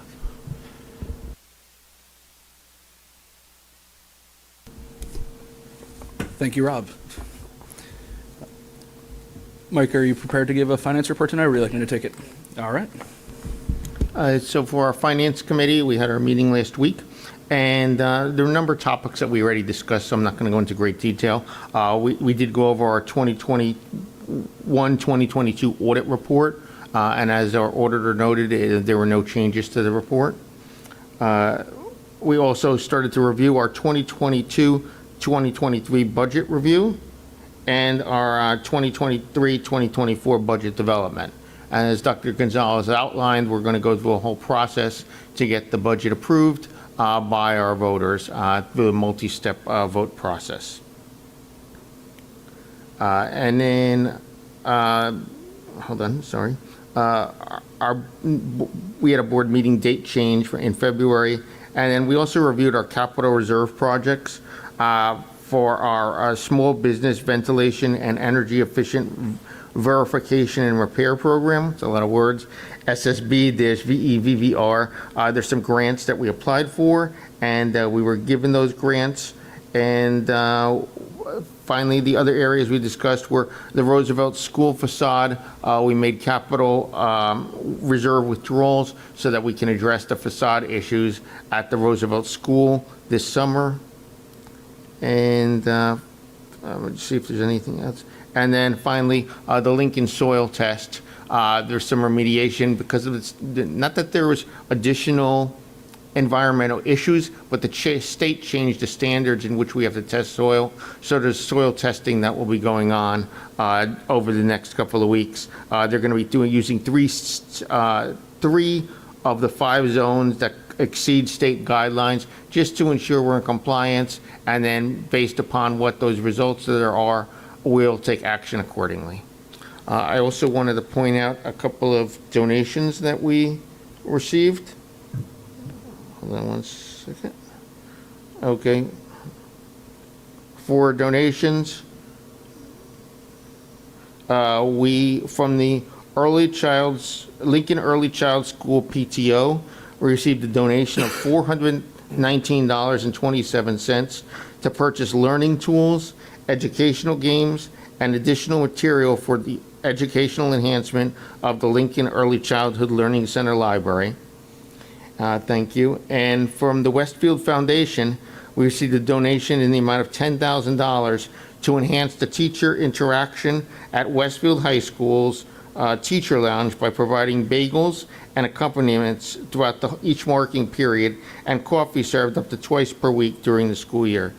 So that was all donated through the Westfield Foundation. And as we're coming to the end of the year, and we always talk about budgets, and I just want to mention the donations that we've received, a total of $118,682.63 in donations. So I just want to thank everyone throughout the year who provided all those donations. Those really help across our school district to fill in those gaps that we don't have the budget for. Thank you. Thank you, Mike. If I might note just quickly, the state is working on releasing a new set of ROD grants for regular operating districts. That's what ROD stands for. That we may be able to apply for and be eligible for to help offset the costs of the Roosevelt project, which are still open-ended at this point. All right, and we have a policy report. Sure. We're going to split this report, but I'll start. So we had our policy meeting on November 17th, and tonight for first reading, we are going to introduce policies 1 through 5 as attached, and for a second reading, policies 1 through 7. For the most part, these are mandated and updated policies from Strauss-Esme that were reviewed and recommended by the policy committee, but we did want to just draw your attention to the dress and grooming policy for certified and support staff, which aligns more closely now with our expectations for students, and it is on the agenda for this evening. Did you want to jump in there, or, yeah, okay. Okay. We also discussed the calendar, which will be up for approval, item B, and that has to do with, we discussed a draft calendar with a list of observances attached for everyone to be able to view that. And as part of that, we also talked about the policy and regulation 2330 and homework 8210, which I'm going to read, which says, no new assignments should be given over major religious holidays and observances, school vacations, and holiday weekends, and be due immediately upon return. Teachers should plan and announce homework assignments, especially long-term assignments, well in advance, so that students can adjust their schedules appropriately. Staff members shall avoid, whenever possible, scheduling a test on a religious holiday commonly observed by residents of the district. So that was something that we discussed in our meeting in light of all of the comments and discussion about exam schedules and so forth over various holidays. We're not asking to take action on this now, but in unfinished business, we're going to finish our discussion about board officers, and the bylaw did not address whether we were extending the president and vice president terms.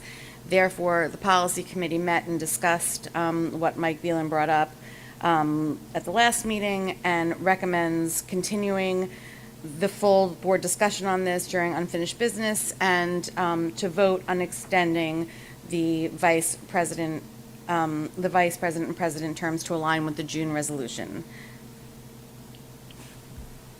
Okay, and last, we also, during our policy meeting, discussed proposed board goals, and we will have a final discussion and vote during unfinished business. And our next meeting is scheduled for January 5th.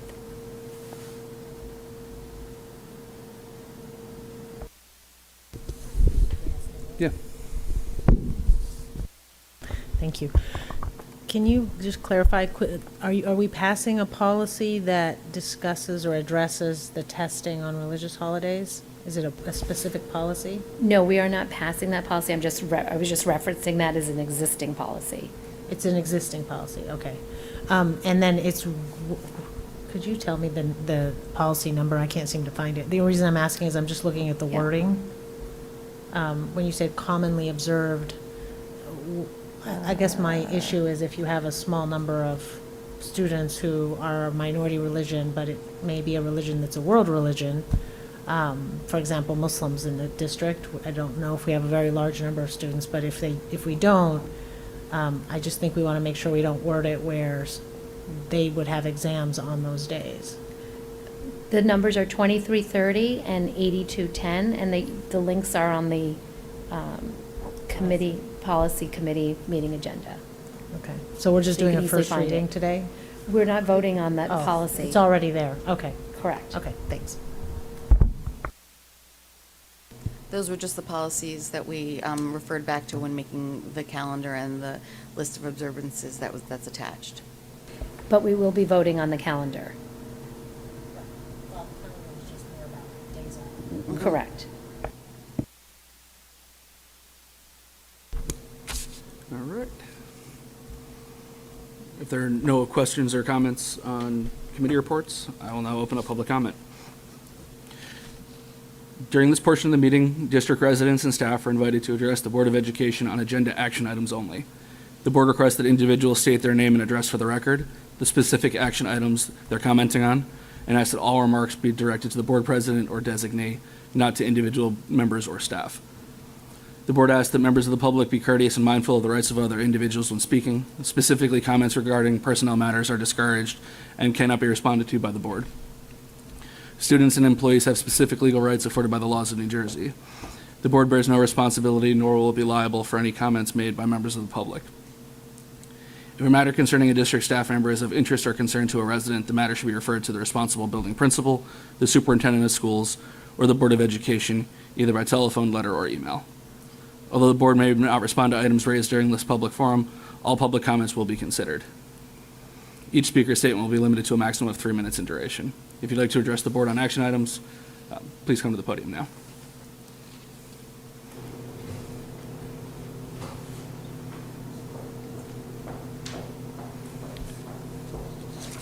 And again, please state your name and address for the record and which action items you're commenting on.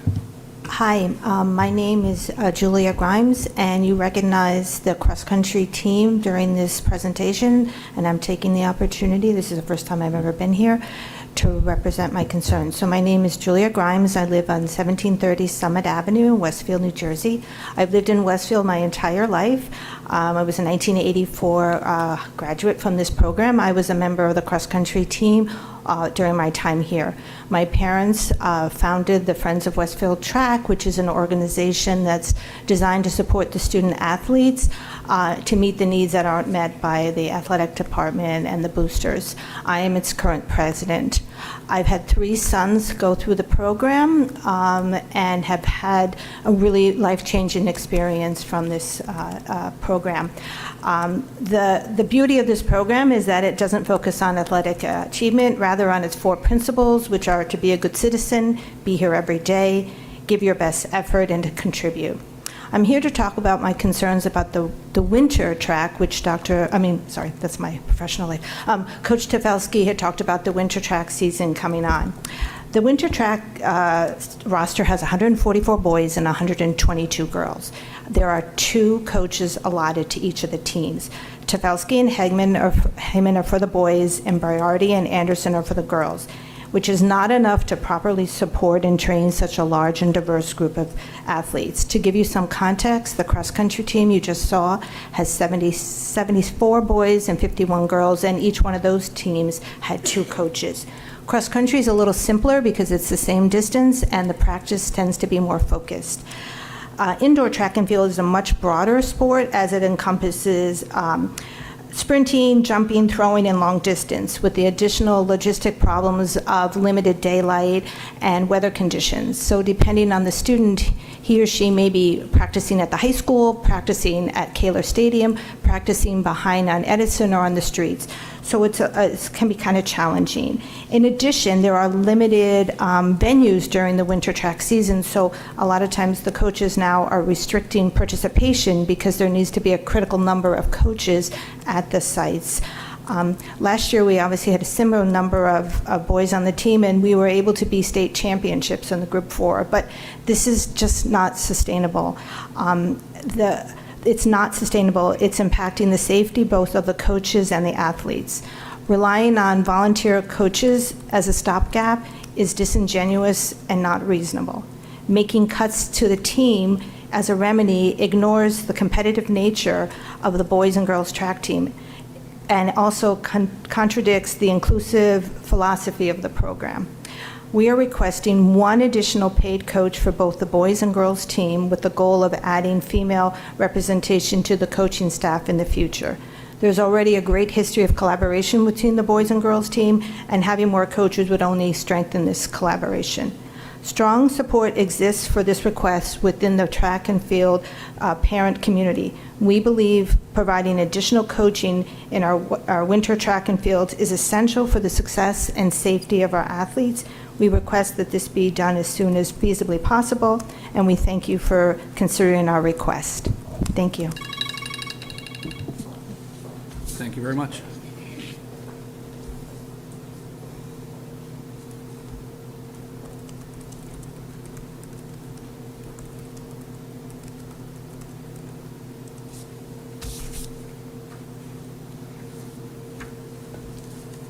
Thank you.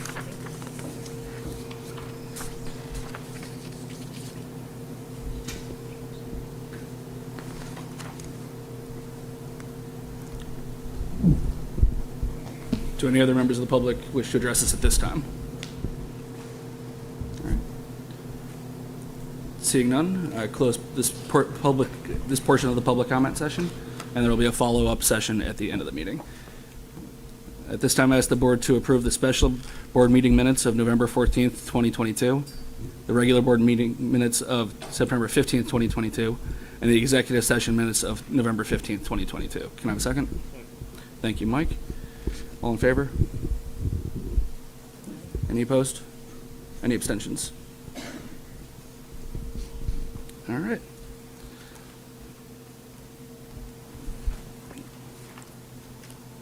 Governance. Leila Sonal, who's taking governance today? I think we covered it in, oh, you mean, oh, sorry. To move the agenda.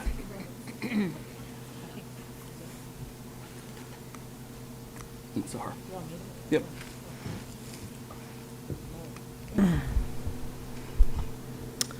I'd like to move items A and B under the governance section of tonight's agenda. Is there a second?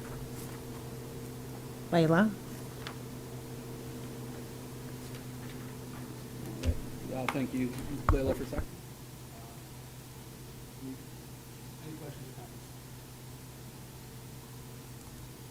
Sahar Aziz, Yes. Rob Bonaccio, Yes. Mike Beelan. Yes. Brendan Galligan. Yes. Leila Morelli. Yes. Sonal Patel. Yes. Kristen Sonic Smeltz. Yes. Mary Wickens. Yes. Thank you. Personnel? I'd like to move items A to U under the personnel section of tonight's agenda. Is there a second? Kristen?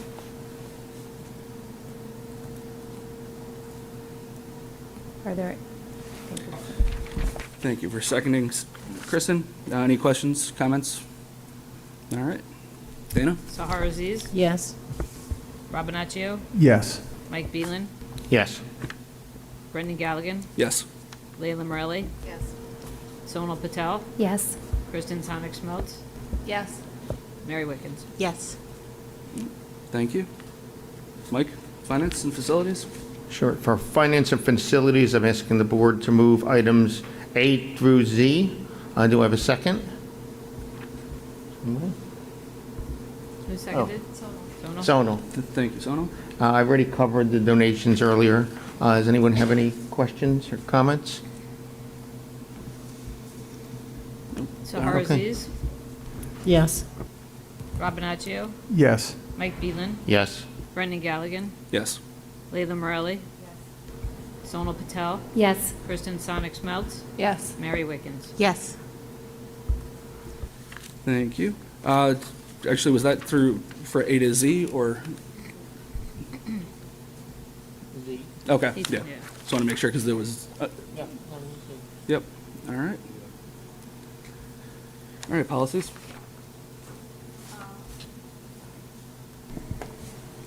I'd like to move items A1 through, A1 through 5, and, I'd like to move items A and B under the, I don't know what's going on here, I'm sorry. A and B.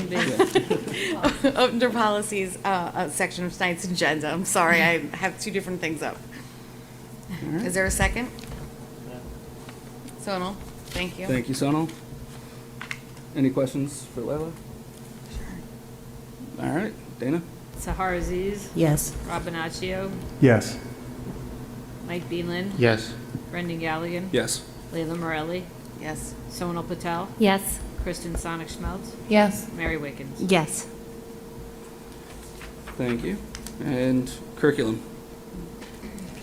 Chair, I'd like to move items A through C for the curriculum. A, the visual and performing arts curriculum on first reading. B, the field trips. And C, the student teachers. Do we have a second? Second.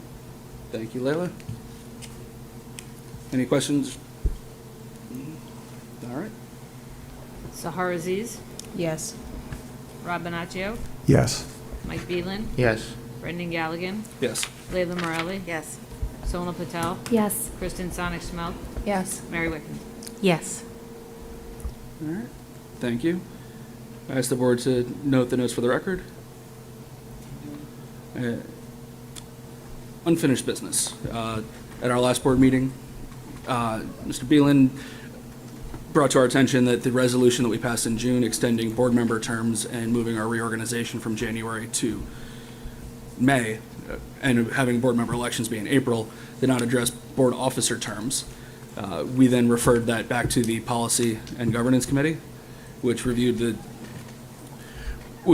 bylaws, state law, and the resolution that we passed, and found no concrete answer one way or the other addressing that. The recommendations of the Policy and Governance Committee was that we amend the resolution that we passed in June to specify that board member terms are also extended to April. And I know there's discussion on this, so. Brendan, So should I make a motion to do that first? Mm-hmm. Okay, so I'd like to make a motion to extend the president and vice president terms to align with the June resolution. Can we have a vote? Just. Can we have a second? I'm sorry, can we have a second? Before we go any further, Dana, procedurally, how should we phrase this? Are we amending the resolution, or are we to include officer terms, or You're are we just amending- voting to extend them now? No, you're voting to extend them now. Okay. That's what you're doing, Mhm. I believe, right? Yeah. All right, just as long as we're clear with what we're working. Yep. Yep.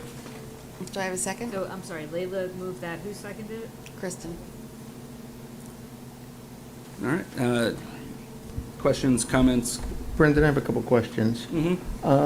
First of all, I just want to, actually, I'll make that comment in a second. I just want to understand from a board member perspective, because this relates, how often do you speak with, like, some of the board members, in particular, like Rob, per week? I talk to most board members on average once a week, once every 2 weeks, depending on what's going on. Okay, and myself? More frequently. Okay, and Sahar? Depends what's going on. I spoke to her twice in the last week. But what about over the past year? It's varied. Sometimes less, sometimes more. Okay, and you seconded that vote when I made the motion to extend, to re-elect the term, to renew hold an election for the bridge period between January and April. Yes, that's correct. And just want to state a couple of things before why I made this motion. I have no intention of running for vice president or president. What I saw, and I want to see if we can make a change, is I saw a lack of communication between the president and vice president over the past year. And we now had the opportunity, because it wasn't addressed, I saw in the best interest of the community is to find a group, a vice president and president that will communicate more often with each other. That was the purpose. Has nothing to do with myself running for the board, has nothing to do with whether a person is male or female or what religion they are. It just has to do in the best interest of the board on how we can communicate as a board better to the community. That's all. Okay. Thank you, Mike. Any other? Yep. Brendan, how long have you known Rob and Mike? Many years. Are you friends with them? Friendly, yes. Okay, so that might explain why you speak with them quite frequently, is because it may not be just about favoring two board members over other board members, but it's because you have a social relationship with them? Of course. Okay, so Yes. oftentimes board members communicate for different reasons, some of which are social, some of which are professional, or for board purposes.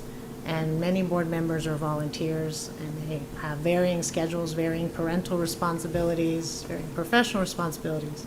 And I think that a litmus test for whether leadership should or should not be in those positions should not be based on the number of phone calls or the number of minutes that people speak on the telephone or the number of emails that are sent, but rather focused on the effective functioning of the school board.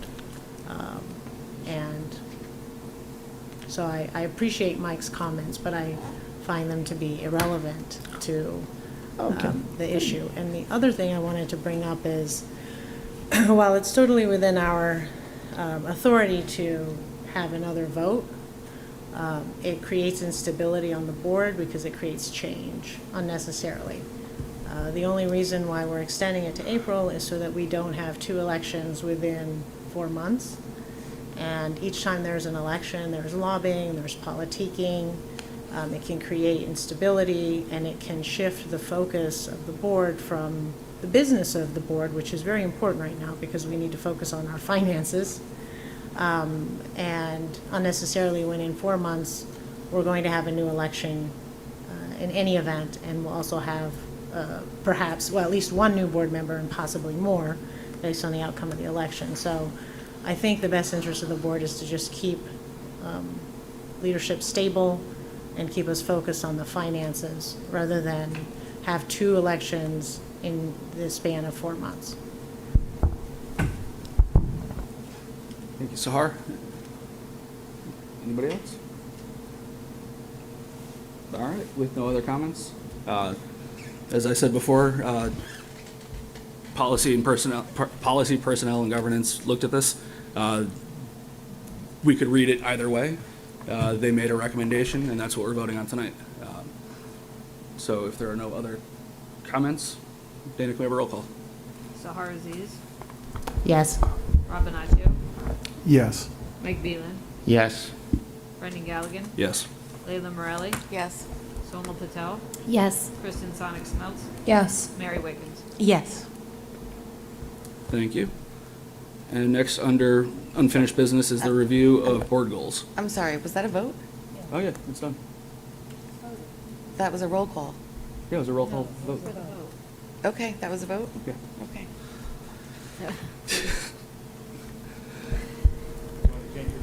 No, no. All right, and last on our agenda tonight is the review and approval of board goals. We started this process back in September informally, and then there was a recommendation to move forward, and now they are up on the agenda tonight. Brendan, do you want me to read them? Please. Okay. So we have 5 goals. The first one being, in cooperation with the administration, present a district budget for approval that balances the needs and priorities of the district and the community. Goal number 2, consistent with the district's communications plan, expand the methods by which the Board of Education communicates with its constituents, offer more opportunities to interact with the public. Goal number 3, in cooperation with the administration, support a strategic planning process that focuses on academic achievement, student support, and facility needs. Number 4, stay apprised of viable pending legislation and communicate those that have the potential to impact our Westfield Public Schools. And number 5 is to continue to work towards earning recognition as a certified Board of Education through continuing education with New Jersey School Boards Association. All right, thank you, Sonal. Any questions or comments on board goals? I just want to recognize the administration, including our communications director and our superintendent and other leaders for number 2. I think we have, as a board and or as a district, improved significantly, though there's always work to do, expanding our communication and improving our communication with constituents. And so I just want to highlight that this is something that I think we've improved in, and I, credit Mary Ann and Dr. Gonzalez for that. And obviously, there's always more work to do, but I know that's a concern for many parents. Thank you, Sahar. I just want to say I like these goals. They're all measurable and achievable.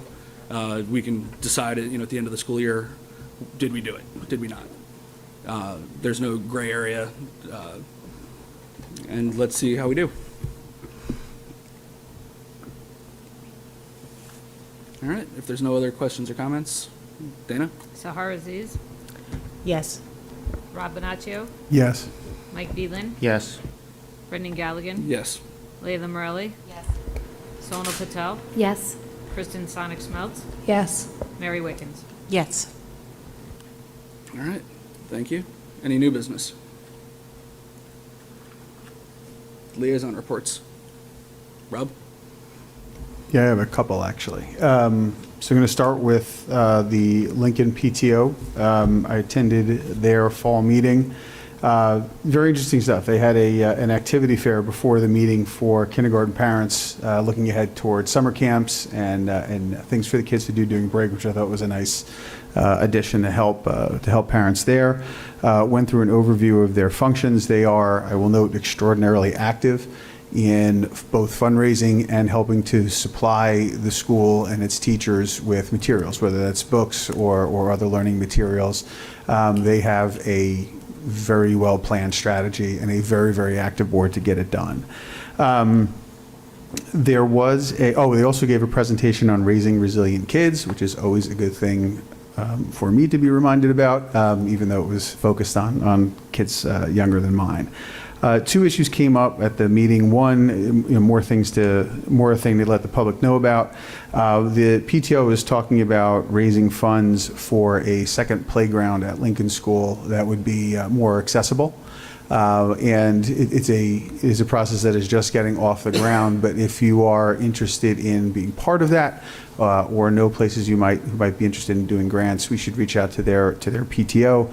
I have the email of their president. I'm happy to pass that on to her. The other issue that came up with Lincoln is the issue of busing. We know from our budget process and just from the way things are going over the course of the year that busing has been hit or miss, to say the least. There have been multiple instances reported through the principal and through the business office of buses that may not be there due to driver shortages, and that driver shortage is not unique to our district. Many districts are facing this same exact problem. I work in warehousing, and we can't find folks to drive trucks, and it's the same type of license for a CDL. So this has resulted in quite a few problems that I know the district is working through in cooperation with the school. And, I just want to ask everybody to hang on with us. And if you do see issues, please do report it through the principal and through soon-to-be Patty's office. Dana still cares, but she just won't be here to listen. For the high school, also attended their PTSO meeting. Got to know a number of the board members, got caught up on their concerns, all the positives that they're doing, their concerns, which should surprise a few people here, guidance, consistency in policies and academics, and college prep. And, positively, many of these are very consistent with the district and board goals that we just brought in. The PTSO is very supportive of the enhancement in tradition, in activities, just to kind of get folks back and students back into school spirit after COVID. They are partnering with the guidance department for a speaker series of What I Wish I Knew. There is one from senior students to younger students, freshmen, sophomores, juniors coming in. That date should be actually sometime, I think, before the end of the year. They haven't finalized yet. And then there will be another with college students having the same discussion with seniors who are going to be moving up. The PTSO is also fundraising for the next phases of the Dr. Nelson Courtyard. They have some significant projects they'd like to implement there, so certainly any donations there would be appreciated, and I think they'll be reaching out with a very directed solicitation for that. Finally, there was a lot of discussion about a gift that the PTSO did give to refurbish the district's Steinway piano for, it's a 100-year-old instrument. It took well over a year to refurbish and $52,000 to do it and do it the right way. It was delivered, I think, the day we had the meeting about a week and a half ago. If you really want to hear it, there is a chorus concert coming up. I think it's on the 22nd. That's going to make its full stage debut, but all the reports were great. This is just a great example of how PTOs and PTSOs can collaborate with the district. A long time coming, but great work. My final liaison report, I had a busy between meetings. Final liaison report is the Recreation Commission. In addition to the regular business of the commission, of note to the board is the Recreation Commissioner in town, longtime Recreation Commissioner in town, Don Bogardus, retired. December was his final meeting. New Rec Commissioner is Megan Schaefer. I am sure she would love to hear from you on all of your recreation needs. That is it for me. Thank you, Rob. Any other liaison reports tonight? All right. 1 second here. All right, with that, I reopen public comment. During this portion of the meeting, members of the public are invited to address the Board of Education on any topic. See, if anybody would like to address us now, please come to the podium. All right, I'm not going to read the rest of the speech. All right. With that, I ask the board to approve the following resolution. Resolved that the Board of Education move into private session for the purpose of discussing matters rendered confidential by state and federal law, including legal matters and personnel matters. And be it further resolved that any discussion held by the board which need not remain confidential and the results of the discussion will be public as soon as practicable. Can I have a second? Thank you. All in favor? Aye. Any opposed? All right, we are in executive session and we will not be returning to public tonight.